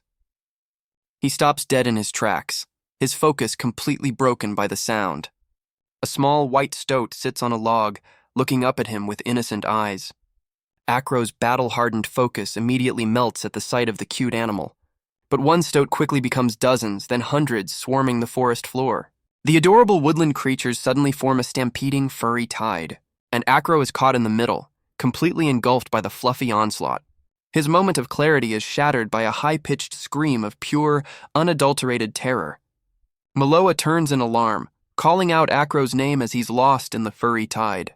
But her momentary distraction is all it takes for a new threat to descend upon her. A massive griffin swoops down, its talons closing around her head with brutal force. She's caught, completely immobilized in the creature's powerful grip. The beast takes flight, carrying Maloa away as the others can only watch in horror. The Beastkin Knight screams Maloa's name, watching her get carried into the sky. The blonde knight immediately gives chase, racing through the dense forest. But his path is cut off as more demonic wolves emerge, blocking his way. He and the Beastkin Knight are forced to stand back to back, surrounded on all sides. The blonde knight is pinned down, his gauntlet barely holding back a set of snapping jaws. He roars in frustration, telling the beasts to get out of his way. But the Beastkin Knight has a different plan, leaping clear of the fight. She begins to shed her armor, a gauntlet clattering to the forest floor. Another piece follows, as she discards anything slowing her down. In a move that was definitely not in the training manual, she grabs her own tail. The blonde knight follows her lead, tossing his own shoulder guard aside. The Beastkin Knight whips her tail forward, revealing it to be a powerful weapon. With a desperate cry, the blonde knight hurls his own weapon toward the sky. His iron whip flies true, a last-ditch effort to free Maloa from the griffin's grasp. The whip finds its mark, wrapping tightly around the griffin's leg. The creature shrieks in pain, its hold on Maloa finally loosening. The blonde knight puts every last ounce of his strength into the pull. But the Beastkin Knight is still trapped, making a desperate choice to draw blood. She digs her feet into the dirt, preparing to launch herself forward. She glances back at the wolves pinning down her comrade, her resolve hardening. She knows there's no more time to hesitate. A decision has been made. She winds up preparing to unleash an attack she's been holding back. Her power, she realizes, is meant for one thing: to protect her comrades. She raises her weapon to the sky, preparing for a truly epic finishing move. The griffin shrieks, its flight path broken by the sudden painful attack. Maloa plummets toward the earth, the beast's grip finally failing. The blonde knight's whip holds fast, a desperate lifeline in the chaos. At the same time, the Beastkin Knight unleashes her full power in a single, decisive blow. Meanwhile, Acro is still buried under a pile of fluff, screaming his lungs out. The furry tide recedes, leaving our boy dazed and utterly confused. He celebrates his survival, a tiny stoat now perched on his head like a crown. But his relief is short-lived as he remembers the battle raging around him. He grabs the nearest stoats and hurls them like furry, adorable projectiles. Maloa lands nearby, asking if he's all right, completely ignoring his new stoat-based offense. Acro realizes with a smile that it was the blonde knight who saved her. But the Beastkin Knight is in rough shape, battered and bruised from the fight. She looks down at the blonde knight, her voice barely a whisper. Acro's expression shifts to one of pure horror as he sees the scene. The blonde knight lies unconscious on the ground, gravely injured. Maloa comes to, dazed and confused about what just happened. She sees the others gathered around their fallen comrade. The blonde knight is unresponsive, his condition critical, so much for his big hero moment. A sudden realization dawns on Maloa as she takes in the scene.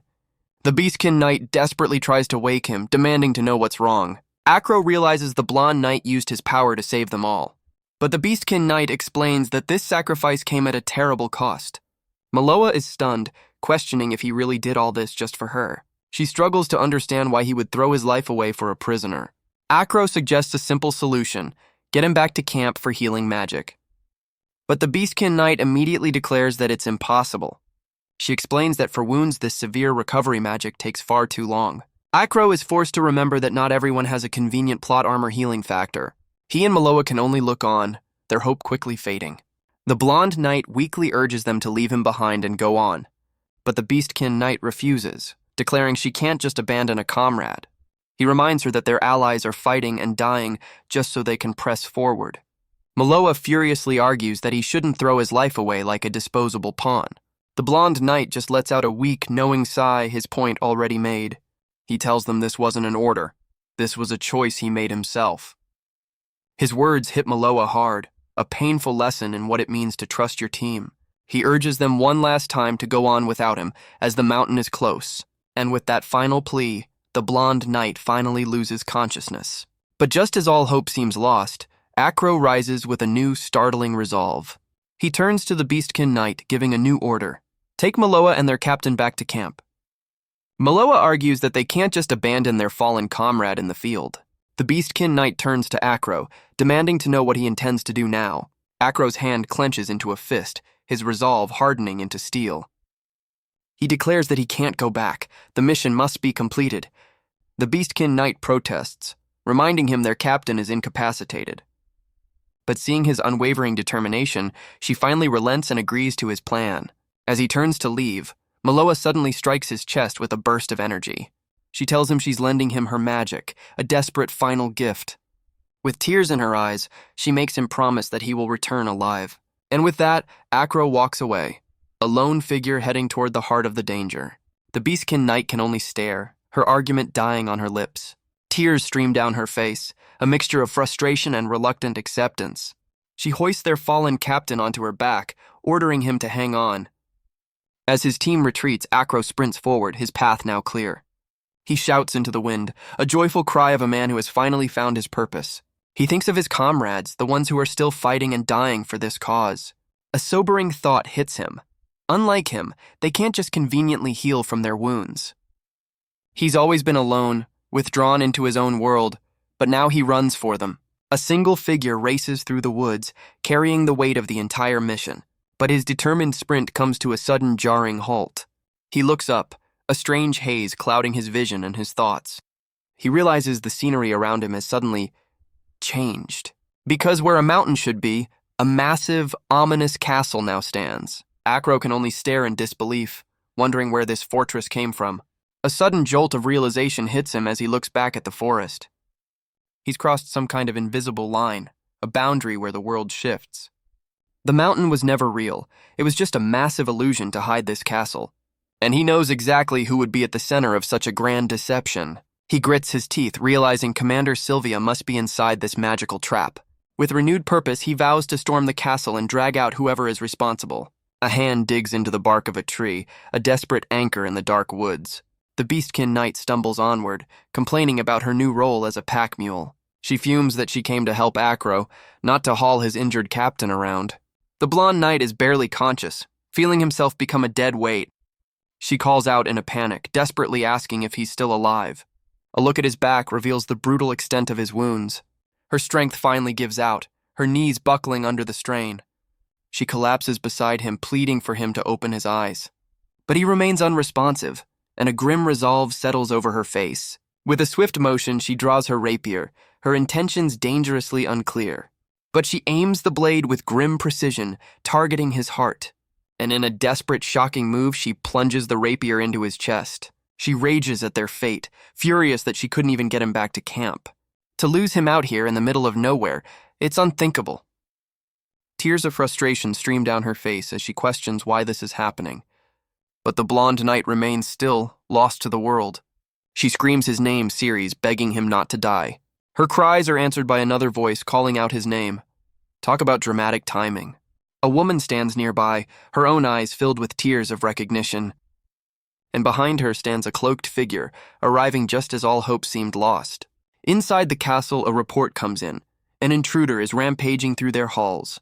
The master of the castle wonders if it's the legendary hero, but is told it's the one they failed to capture earlier. A small slime-like creature chimes in, suggesting the intruder is some kind of pseudo-monster.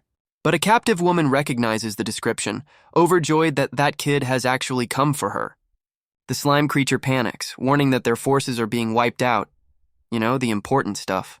A dark-skinned woman, addressed as Magna, steps forward, deciding to greet their guest personally. She confronts Commander Sylvia, who looks eerily similar, taunting that they're two of a kind and should be friends. The scene cuts to the Grand Hall, where the sounds of a brutal battle echo through the corridors. The castle's demonic beasts, led by two massive werewolves, stand ready to repel the surprise attack. And at the center of it all is Acro, a one-man army tearing through the pack with nothing but his bare fists. The castle's guards are in a panic, shouting for reinforcements to stop the intruder. But the werewolves are met with a sudden explosive force that sends them reeling. Acro is thrown back, a lone knight against a tide of claws and fangs. The beasts swarm him, their sheer numbers overwhelming his defenses. He's pinned to the ground, seemingly at the mercy of the demonic pack. But he refuses to stop here. He has a promise to keep and a mission to complete. The werewolves close in, their snarls echoing through the stone corridor. With a surge of borrowed power, Acro unleashes a devastating counterattack. The slime creature can only watch in disbelief, its plans rapidly falling apart. So much for competent minions. The entire pack is sent flying, scattered by the force of Acro's desperate blow. The slime creature flees in terror, deciding this is a problem for Magna to solve. Acro continues to push through the demonic horde, a whirlwind of armored fury, but a powerful blow sends him skidding across the stone floor. He grits his teeth, refusing to be stopped by mere monsters. But his charge is halted by the arrival of Magna, the castle's master. Acro can only stare, completely caught off guard by her sudden appearance. And then she pulls him into a crushing, almost suffocating embrace. Well, that's one way to greet an intruder. She declares she's been waiting for him, overjoyed to finally meet Acro. Our boy is utterly bewildered, his battle-ready mind short-circuiting. But from a nearby cell, Commander Sylvia screams at Magna to unhand her aid. Acro's confusion finally snaps, his voice raw with fury as he tells her to stop messing around. A flash of memory reminds him of the comrades he's fighting to protect. Sylvia can only watch in horror, fearing for her aid's safety. She's been battered and broken, a captive in this dark fortress. But Magna just laughs, telling Acro his struggles are completely useless. From her cell, Sylvia grips the cold iron bars, her knuckles white. A fire burns in her eyes, a commander's will that refuses to be extinguished. Magna cheerfully suggests they go to her room for a meal. You know, standard villain hospitality. But her invitation is cut short by the cold steel of a blade at her throat. Acro has broken her hold, his weapon now the only thing between them. With a roar, Acro drives the hilt of his sword forward like a battering ram. Magna's playful demeanor shatters, replaced by a look of pure, unfiltered shock. A wave of concussive force erupts from the point of impact. The castle's master is sent flying, her body tumbling through the air. She crashes and skids across the stone floor, her momentum finally broken. But the attack took a heavy toll, leaving Acro on his knees, coughing up blood. He acknowledges the move was reckless, but at least it landed. He grimly calls it a desperate, all-or-nothing strategy. You don't say. And it's a strategy he immediately vows never to try again. Across the hall, a deep gash marks Magna's side, proof that his gambit paid off. But as steam rises from the wound, the flesh begins to knit itself back together. Acro looks at his own hands, relieved that his body has finally recovered from the strain. But a voice from behind praises his amazing recovery, and Acro turns in shock. A horrifying realization dawns on him as he stares at his opponent. Magna stands completely unharmed, declaring that he is just like her. Well, this is an awkward family reunion. Acro recoils, refusing to accept her words as she closes the distance between them. She grabs him, demanding to know if he can regenerate his wounds too. But her attention suddenly shifts as she unleashes a blast of energy towards Sylvia's cell. The iron bars are obliterated, shattering into 1,000 pieces. Magna stands over a stunned Acro, complaining that he tore her favorite outfit. Priorities, I guess. Magna turns her back on him, her tail flicking with an air of superiority. She cheerfully suggests they should be friends since they're so much alike. She towers over him, her form seeming to grow with her monstrous arrogance. Acro stumbles back, furiously rejecting any comparison between them. He thinks of his comrades, his voice trembling with rage at what she's done. But he refuses to be intimidated. He might lose any other day, but not today. A memory flashes through his mind, arguing with the blonde knight over a meal. Even then, Ceres was infuriatingly calm in the face of Acro's righteous anger. Another memory surfaces, a lesson about the nature of the demonic race. They grow stronger by threatening humans, a twisted evolution born from fear. The flashback continues, with Ceres explaining how demons like Magna evolve. He calmly states that this twisted evolution makes them the worst kind of foe. A younger Acro, however, is completely lost, asking who he's referring to. The memory shows a twisted, monstrous form, screaming its hatred for the world. Ceres explains this is what happens when a demon falls, losing all reason. Acro remembers another time he was furious while Ceres just laughed it off. He'd lunged at him in frustration, his attack a blur of angry energy. But Ceres had blocked it effortlessly, not even breaking his stride. And in that moment, Acro finally put the pieces together. The scar, the attitude. He wasn't just a knight, he was the legendary hero Lux. The memory shows a younger Acro, starstruck by the revelation, he was training with the hero Lux. Ceres had told him that fear was just a matter of perspective, gets stronger and it disappears. He explained that without humanity to fear, demons were ultimately powerless. He'd even called them pets, a statement that had clearly infuriated Acro at the time. Back in the present, that same fury ignites, channeling into his every move. He lands another devastating blow, channeling the lessons of his infuriating mentor. In the memory, Ceres had been confused, asking how Acro knew his real name. But he'd dismissed it with a casual shrug, completely unaware of Acro's epiphany. Classic hero move. The force of Acro's attack seems to destabilize Magna's very form. Her body melts away into a bubbling puddle, leaving Acro to wonder if he won. Her form dissolves into a grotesque puddle on the stone floor. But a hand emerges from the sludge, and Acro realizes this fight is far from over. The memory continues, a younger Acro finally understanding he was being trained by a legend. The scene cuts away from the castle, where a new face asks if he's finally found Acro. A dark-haired knight explains he was sent by Maloa after hearing their story from the Beastkin Knight. And to his utter shock, Ceres stands before him, confirming he's already been healed. The rescuer can't believe it, grabbing the hero and demanding to know his condition. A quick lesson in magic. Healing takes time, but once you're conscious, you're good as new. How convenient. Ceres explains he used his own power to save the Beastkin Knight, glad they were found in time. The rescuer can only breathe a sigh of relief, his desperate search finally over. The rescuer offers to help Ceres clean up the remaining demonic beasts. But Ceres waves him off, telling him it's fine and he should head back first. The knight insists he's still full of energy and ready for another round. But Ceres is firm, stating he can't just leave the man to handle it all alone. He offers a warm, grateful smile, a moment of camaraderie in the woods. The rescuer is overcome, vowing that he won't let the legendary hero die. Meanwhile, back in the castle, Magna has reformed into a massive sludge monster, assuring Acro it's all fine now. Yeah, sure it is. The creature lunges forward, a massive fist of molten rage aimed right at him. The attack connects with explosive force, a brutal, overwhelming impact. Back in the forest, Ceres tells his new ally there's no need for him to overdo it. Ceres tells his new ally with a confident smile that he can handle the rest alone. The scene cuts to a memory, where two women look on with a mixture of awe and fear.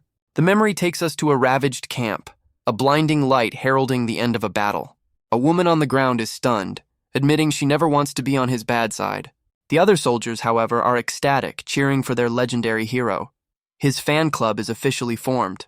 They carry their wounded, overjoyed that they've been saved and can finally go home. But a younger Ceres looks back, his heart heavy with the feeling that he failed them. He remembers the two comrades who died shielding him from a fatal blow. Later, the survivors question if their sacrifices even mattered, with a hero that powerful.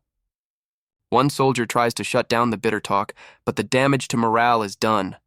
The rescuer knight presses the women for answers, desperately asking if Acro is safe. But their somber expressions are all the answer he needs. Back in the castle, Acro stands defiant, knowing this is where he makes his stand. The rescuer's face hardens, his own resolve now set in stone. The scene shifts to a memory where he wakes up disoriented after a battle. A spiky-haired comrade explains that he healed their injured commander. He remembers the crushing weight of their mission to defeat the Demon King. He felt the burden of being the one who had to see it through. But in the end, the rescuer feels like he accomplished nothing at all. A tough performance review to give yourself. His comrade felt the same, forever comparing himself to the power of the hero. His comrade had even asked if he was some kind of masochist for enduring it all. The accusation had left him completely stunned, unable to answer. He remembers being sent flying during their brutal training sessions. He'd taken countless beatings, pushing himself far beyond his limits. He sparred relentlessly, always trying to prove his worth among the knights. But he often found himself bowing in defeat, humbled by his superiors. Even back home, surrounded by doting maids, he felt a strange sense of detachment. He thinks back to his childhood, a time filled with the simple joy of books. He even remembers a time before that, a life he can't truly recall. But his entire life has been defined by this one, crushing feeling of failure. The rescuer's memory drifts back to another life, another world, a time when he was just a boy, facing a different kind of monster. He remembers the crushing feeling that his existence was a burden to others. He would leave without fanfare, a quiet departure from a life he barely lived. The memory shifts to the aftermath of a great battle, walking away from the hero's victory. A castle torn asunder by a single man, a feat so grand it was called divine. Officials arrive to inspect the damage, surprised to see a certain lord among them.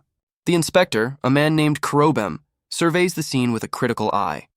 He asks if the transport of the castle's furnishings is proceeding smoothly, because nothing says victory like a well-organized looting operation. The inspector thanks his masked companion for providing him with this lucrative opportunity. He then gestures to a covered cart, mentioning another, more secretive request. The inspector looks intrigued, asking what this new task entails. A single tear, or perhaps something else, drips from the masked man's strange visor. His request is simple. He wants a certain young man brought back to him. The scene shifts to a lone, cloaked figure sitting in a quiet, rustic room. A voice notes it's been a month since the hero's departure, and the land is strangely quiet. The cloaked figure enters a tavern, greeted by a cheerful woman at the counter. He strides forward with purpose, his face hidden but his intent clear. His expression is unreadable, a man on a mission known only to himself. The tavern keeper approaches the cloaked man, asking for his order. He responds by tossing a handful of gold coins onto the counter. He tells her to bring all the food and drink that the money can buy. Stunned by the payment, she wonders if he's some kind of high-ranking knight. From beneath his hood, he gives a vague, non-committal answer. She asks his business, and he explains he's meeting someone in this quiet town. The keeper gestures to another patron, asking if that's his contact. A dark-haired armored man chugs ale in the corner, clearly the life of the party. The cloaked figure dismisses the idea, noting the man is far too gloomy. He explains his partner is a rich noble, not some drunkard in the corner. The tavern keeper complains that the gloomy knight has been drinking non-stop. The cloaked figure calmly asks how much the man has spent so far. He notes the man is surprisingly wealthy and offers to cover his entire tab. Overjoyed, the keeper promises to bring out the best food and drink immediately. But instead of waiting, the cloaked man walks directly toward the gloomy knight's table. The knight remains oblivious, staring into the depths of his ale. The cloaked figure suddenly grabs him, calling him brother, with an aggressive, uninvited familiarity. He mockingly asks the knight what's got him so down in the dumps. He declares that since fate brought them together, he's going to hear his story. The gloomy knight is completely flustered, stammering that he can't talk to a stranger. The gloomy knight stammers, completely thrown by the stranger's aggressive friendliness. A hearty slap on the back nearly sends him spilling his drink. The cloaked figure insists he's going to hear the man's story, whether he wants to tell it or not. Defeated, the knight begins to explain his failure, a mission he couldn't complete. He confesses that his comrades died, and the situation was far more dire than he let on. The cloaked figure listens intently, connecting the story to a recent commotion he'd heard about. The knight admits his deepest shame. He ran away, unable to face the people he'd failed. Even the tavern keeper is at a loss, realizing this conversation is way too heavy for a Tuesday night. But the stranger's response is to simply demand more drinks, dismissing the knight's despair. He raises a mug, declaring that everything is worthless and only fools try to find meaning in reality. The cloaked figure calls him a child for thinking his own experiences are somehow special. The gloomy knight snaps back, telling him to stop moping and find answers through action. The knight is left stunned by the insult, muttering the word child in disbelief. The cloaked figure seems to agree, kicking his feet up on the table with a casual air. The tavern keeper can only watch as the empty mugs continue to pile up on the counter. She looks on with concern, wondering if this is really a good idea. The knight admits he was kicked out of other bars because he can't get drunk, so much for drowning his sorrows. But the cloaked figure seems pleased by this revelation. He raises his mug, explaining that a man like him is much easier to work with. The knight questions this talk of work, as the stranger offers to tell his story over drinks. The gloomy knight admits the stranger is odd, but a good person for trying to help. The cloaked figure grins, agreeing he's a great guy before asking for the knight's name. The knight is taken aback but introduces himself as Emio. The name seems to strike a chord, the stranger's expression hardening instantly. The tavern keeper overhears, wondering if he has a different name. But the cloaked figure ignores her, explaining he's here to meet someone. He gestures to a new arrival, another cloaked figure claiming that's his noble client. The newcomer, a short elf-like man, apologizes for his tardiness. The first cloaked man's face contorts with shock and fury. This is not the client he was promised. The elf-like man introduces himself as R, the one who sent the request. So much for a lucrative payday. With a savage crunch, the cloaked man's fist meets the elf's face. The elf stammers in terror, completely unprepared for this level of aggression. He's sent flying across the room, a blur of panicked surprise. The impact is so great, his face literally comes apart at the seams. The tavern keeper screams, horrified that her prized deer head decoration has been broken. Priorities. The cloaked figure holds up the head, revealing it to be nothing more than a hollow mask. He demands to know why an elf is here, his voice dripping with pure venom. The unmasked elf nervously explains that he was sent here on a job, but the cloaked man roars that he hates elves more than anything in this world. He tells the elf to forget the request and get out, leaving the poor guy utterly speechless. The elf pleads from the floor, explaining his request is urgent and time is running out. The cloaked man looks down at him, his expression utterly devoid of pity. His words are a cold, simple threat, suggesting the elf wants to die.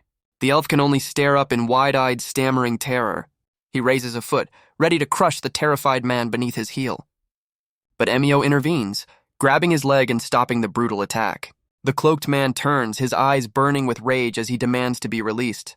But Emio's grip is like iron, his resolve hardening as he refuses to back down. With his leg still caught, the stranger winds up for a powerful backhand strike. The blow connects with brutal force, sending the gloomy knight reeling. The elf can only stammer from the floor, completely caught in the crossfire. The cloaked man warns Emio that this is his own fault for getting in the way, but Emio's grip doesn't loosen, his hand a vice around the stranger's wrist. He tells the man that a punch like that would have killed any normal person. The stranger's face twists in pure annoyance, completely unused to being challenged. He unleashes a brutal flurry of blows, determined to break Emio's stubborn will.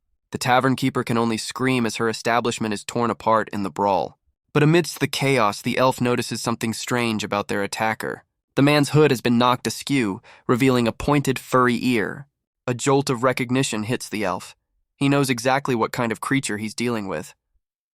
The elf stammers, realizing he's made a request to the wrong kind of person. He's a man with the ears of an elf but the body of an orc, a monster who destroyed 2 elven villages. He is known by a fearsome title, Orlf the Berserker. The man snaps, warning the terrified elf never to use that name again.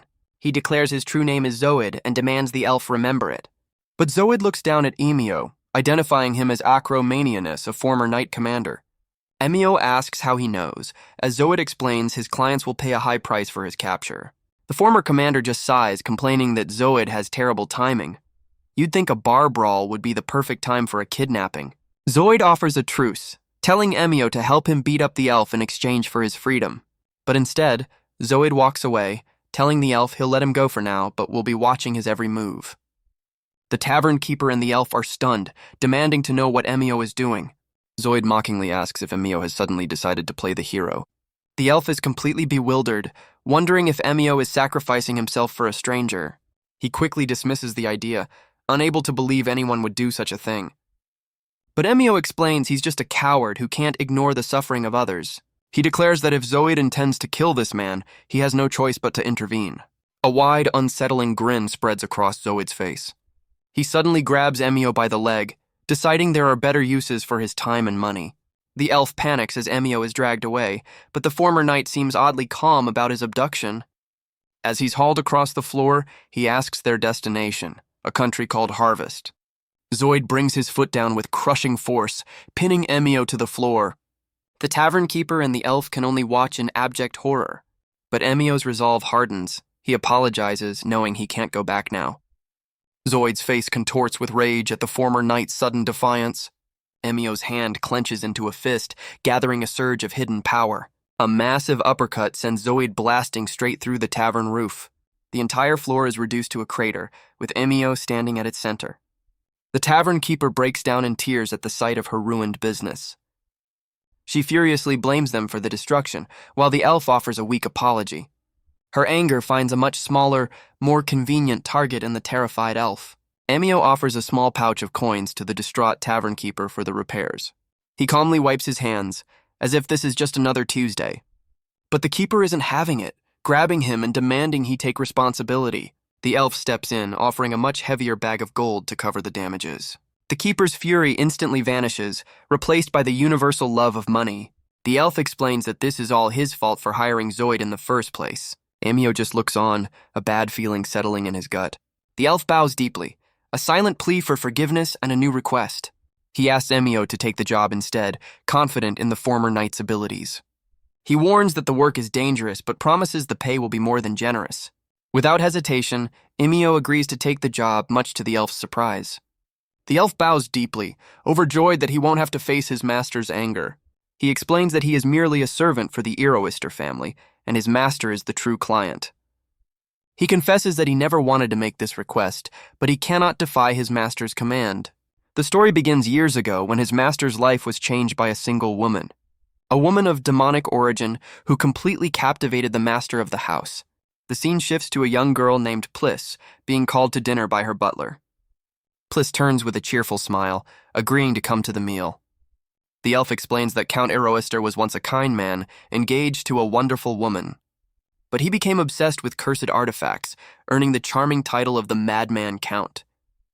The elf servant gestures toward a massive Gothic mansion, announcing their arrival. Emio follows along, his expression as grim as ever, while the elf maintains a nervous smile. The heavy doors creak open, inviting them into the heart of the estate. They enter a grand foyer, its opulent design doing little to hide the unsettling atmosphere. The place is decorated with unsettling gargoyles, whose eyes seem to follow their every move. The elf's story continues, showing a memory of the young girl Pliss with her father. Emio watches the memory unfold, as the Count gifts his daughter a crude, unsettling doll. The Count's obsession with the demonic consumed him, twisting him into a monstrous caricature.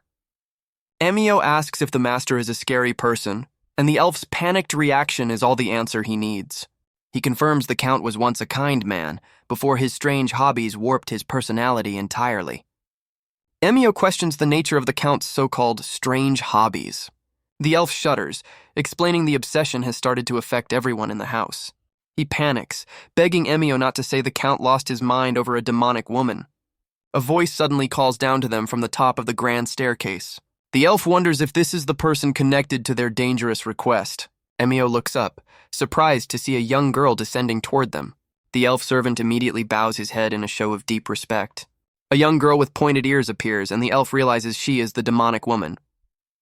He stammers out her name, Pliss Eroister, as she floats down the last few steps. The girl smiles sweetly, introducing herself as the true master of the mansion. Emio is stunned that a child is the master, but the elf clarifies that his master is a man. The elf introduces him to Pliss as Acromanianus, a former knight commander. Pliss is overjoyed, hugging her unsettling doll and admitting she should be scared of him. With the strange introductions over, she prepares to brief him on the mission. They sit in a sunroom as she explains the job, to collect a powerful magic device. She describes it as an artifact born from immense demonic power, which brings misfortune to its owner. A diagram explains the principle, which Acro recognizes as a reverse magic conducting machine.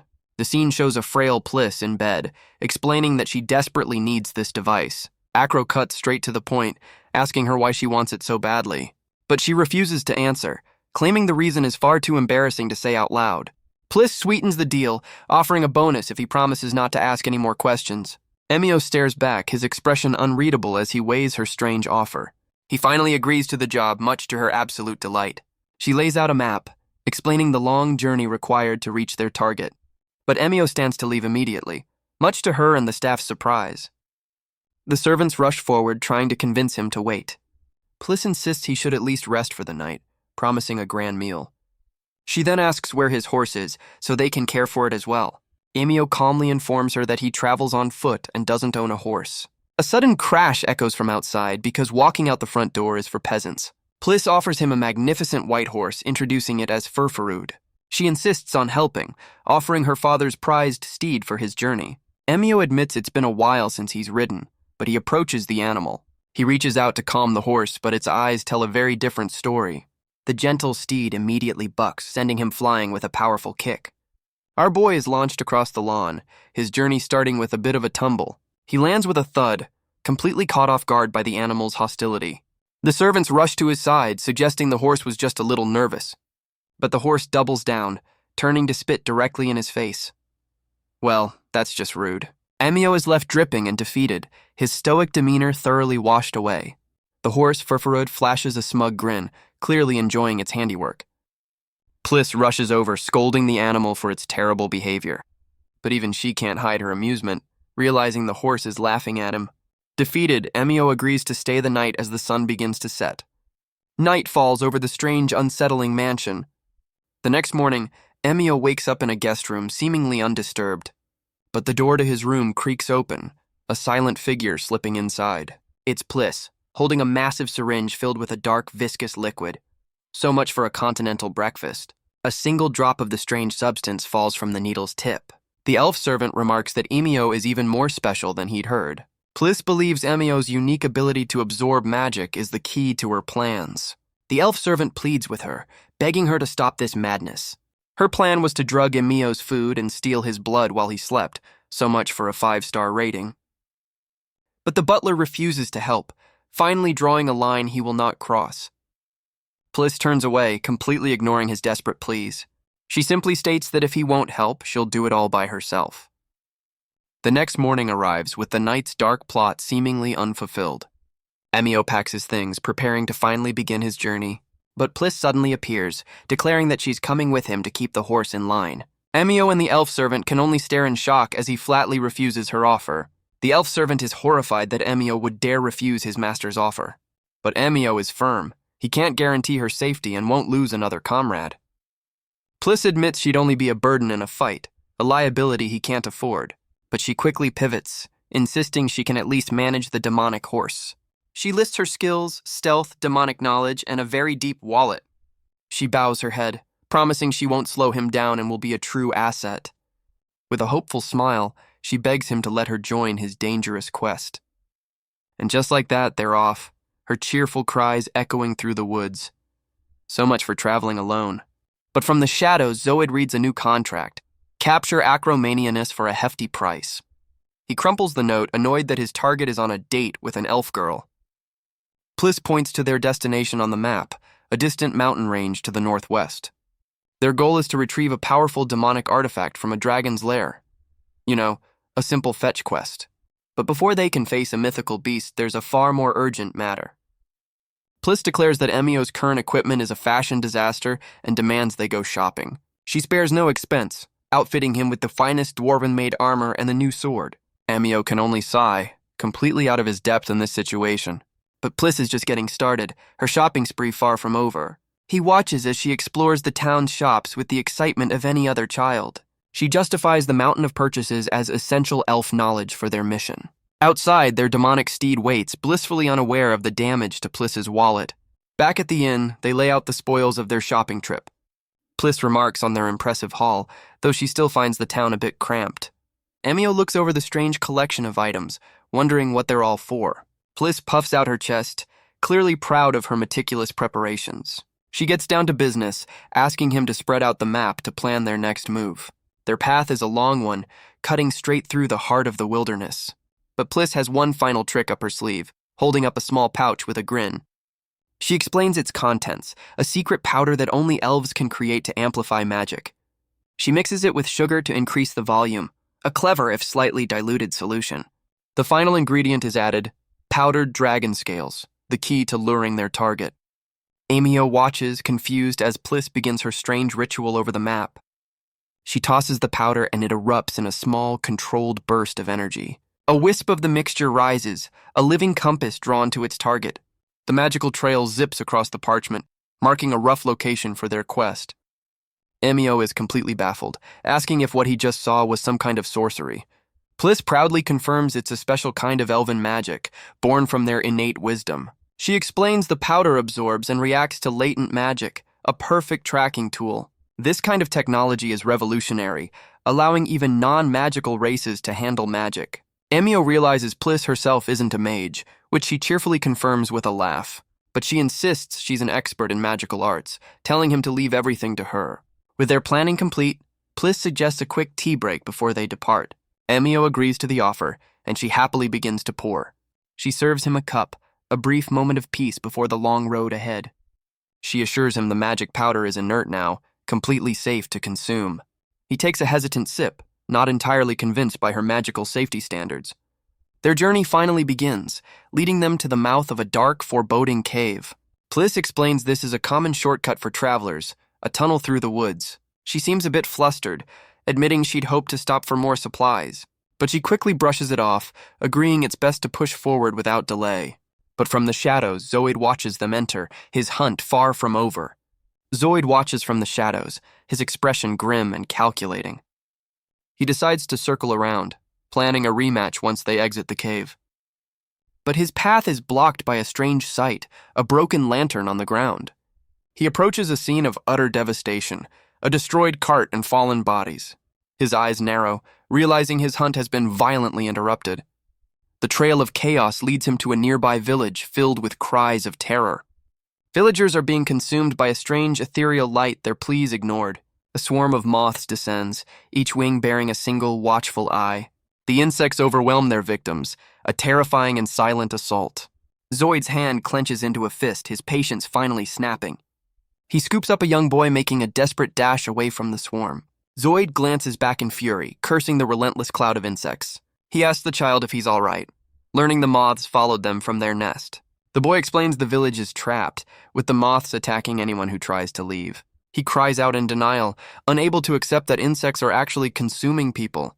Zoid carries him toward the village, the boy muttering that he's being taken away. He looks up to see the sky blotted out by a living, breathing nightmare. A closer look reveals a terrifying cloud of moths, each wing staring back at him.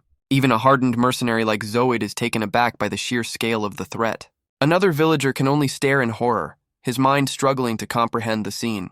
Meanwhile, inside the cave, Emio and Pliss find their path blocked by a living wall of moths.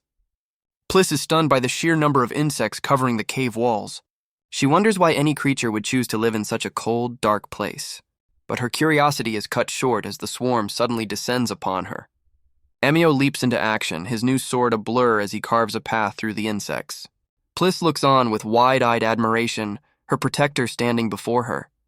He tells her not to worry, his focus entirely on the threat ahead. But the darkness is filled with countless glowing eyes watching their every move. "How's that for a welcoming party?" Pliss shouts a warning, realizing these aren't just insects, they're demonic beasts. The entire swarm surges forward, a terrifying wave of wings and malice. Emio scoops Pliss onto the horse and they gallop away from the swirling vortex of insects. But the swarm is relentless, forcing Emio to dismount and fight them off the ground. His sword becomes a blur, desperately carving a space in the suffocating cloud. Back on the horse, they flee, but the living wall of moths continues to gain on them. Emio realizes he can't fight them off forever, and Pliss warns that their horse is tiring. She explains their only hope is to find and destroy the swarm's main body. But when Emio asks where it is, she admits she has absolutely no idea. Well, that's helpful. He makes a decision, telling her to escape while he stays behind to fight. Emio argues that without his weight, the horse can outrun the swarm. But Pliss refuses, her voice trembling as she says there's no point if she's the only one who survives. Pliss's mind races, refusing to accept this as their end. A sudden realization hits her as she remembers the moth's scales. She pulls out the pouch of magic powder, a desperate plan forming in her mind. She explains her idea, telling Emio to take the lantern while she handles the powder. He gallops ahead, creating a glittering trail of the mixture to lure the swarm. Emio shouts back at her, giving the signal to throw the lantern. Without hesitation, he hurls the lit lantern into the cloud of dust. It shatters on the cave floor, its flame meeting the volatile powder. The mixture ignites in a massive fireball, engulfing the entire swarm. Turns out, secret elven wisdom is highly flammable. The cave is filled with the charred remains of the demonic insects. Their demonic horse, Furfurud, strains with every muscle to escape the inferno. They gallop at full speed, the shockwave of the blast chasing them out of the tunnel. The horse bursts from the cave mouth, leaving the fiery chaos behind. They ride hard, putting as much distance as possible between them and the swarm's fiery grave. Pliss and Emio cling to the horse, catching their breath after the narrow escape. Emio looks back in disbelief, trying to process what just happened. Pliss calmly explains it was a dust explosion, using the moth scales as fuel. She cheerfully declares the plan a success, even if they're out of magic powder. Nothing like a little light arson to solve your problems. Emio can only stare, stunned by her casual approach to near-certain death. They finally emerge from the darkness, blinking in the bright light of day. Looking back, the cave is a smoldering ruin, their escape a narrow one. But their victory is short-lived as a massive creature emerges from the flames. It's the swarm's main body, a monstrous moth enraged by their attack. Pliss looks up in horror, realizing their path is blocked once again. Her confidence shatters, replaced by pure, unadulterated terror. So much for finding the main body just found them. A single massive beast, the source of the entire demonic plague. But Emio doesn't hesitate, his blade striking true right through its massive eye. He stands before it, a lone knight ready to finish the job he started. Meanwhile, back in the village, the smaller moths fall from the sky, dead. The villagers immediately turn on Zoid, demanding to know if he was responsible for the swarm's demise. They speculate that the swarm's queen must have been killed in the nearby cave. Zoid listens, a grim realization dawning as he connects the dots back to Emio and Pliss. Back on the road, Pliss apologizes for her reckless plan, admitting it was a huge gamble. She then cheerfully explains that if the magic powder had ignited Emio, he'd have burned from the inside out. You know, just a minor detail. Emio is suddenly struck by a chilling thought. He never told Pliss about his unique magic abilities. But with a smile, Pliss urges them onward, their long journey far from over. The scene shifts to the grand capital of the Harvest Kingdom, a center of political power. Inside the parliament, an official slams his hand down, declaring that a recent event is unforgivable. The Inspector Kurobem addresses the council, stating their decision is not just their own, but the will of the people. The council debates the issue of the hero, Lux, questioning why he should be given a seat among them. But Kurobem argues that what the people truly want to give him is not power, but the whip of God. He explains that rumors of Lux being a divine child are spreading, a dangerous idea that could undermine the state's authority.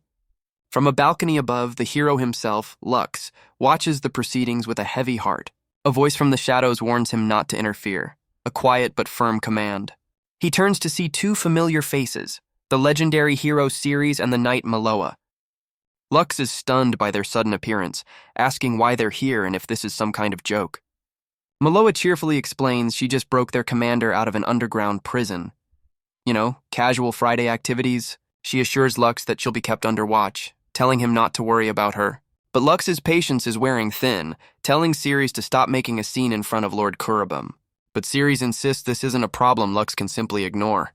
He explains that Lux's every action affects the nation, and his absence breeds distrust. Maloa chimes in, complaining that politics are a mess and being a hero is a pain. But Ceres suddenly grabs Lux's hand, a new idea sparking in his mind. Kurobem points to the council, suggesting they simply find a replacement for Lux. The scene shifts to the council floor, where a new proposal is causing an uproar. A projection shows a familiar face as someone recognizes the image of Acro. Kurobem admits he doesn't know Acro well, but has heard of his recent deeds. He then offers a solution. Make Acro the new hero, and Ceres can finally retire. A win-win, unless you're Acro. Ceres' eyes widen as he realizes this was Kurobem's true goal all along. Ceres connects the dots, realizing Kurobem's plan was always to make Acro the new hero. Maloa is stunned, recalling rumors that there were moves to bring Acro back into the fold. Lux, however, seems delighted by the news, saying everyone wanted to see Acro anyway. He urges them to bring Acro back quickly, clearly thrilled to be passing the buck. But Maloa snaps, grabbing Lux and accusing him of using Acro for his own selfish reasons. She turns away, declaring that she's going to help Acro herself. Her expression hardens, her mind now completely made up. She calls out to Ceres, who has remained silent throughout the exchange. He speaks of a past failure to protect Acro, saying his duty as commander means he shouldn't go. But Maloa refuses to accept that, insisting she won't let him stay behind. She argues that Acro wouldn't care about his commander's guilt. Maloa insists that Acro was at his best when he was following their orders. But Ceres corrects her, explaining that Acro chose to leave them on his own. A voice from above calmly asks if they're searching for Acro. Kurobem states that the hero can't return, and the master Acro seeks isn't here. His words hang in the air, leaving both Ceres and Maloa at a loss. The scene cuts to Acro himself, currently being held captive by a group of masked women. Well, this is an unexpected development. They seem to be part of a very specific leather-clad fan club. They repeatedly ask him if he's happy with his current situation. His deadpan expression makes it perfectly clear he is not. Acro demands to know who these strange women are and if Pliss knows them. But one of the captors holds Pliss, who seems to be enjoying this way too much. The woman's face splits open, revealing the monstrous maw of a demonic beast. Without a moment's hesitation, Acro's blade cuts through the illusion, felling the creature. He stands over the twisted remains, realizing they've stumbled upon a migrating pack of succubi. Even the demonic horse seems to be judging the situation as Pliss explains their nature. She reveals that succubi create illusions, draining the life from those they entrance. Pliss praises Acro's mental strength, cheerfully attributing his survival to his masochistic tendencies. He brushes it off, stating it's only natural to protect a comrade in need. But his words seem to strike a nerve, her cheerful facade falling away for a moment. Pliss laughs, touched by his words and calling him a kind person. Acro quickly changes the subject, noting the awkward turn in the conversation. Just then, Zoid arrives to find the succubi clinging to him, utterly confused. Looks like he found a new fan club.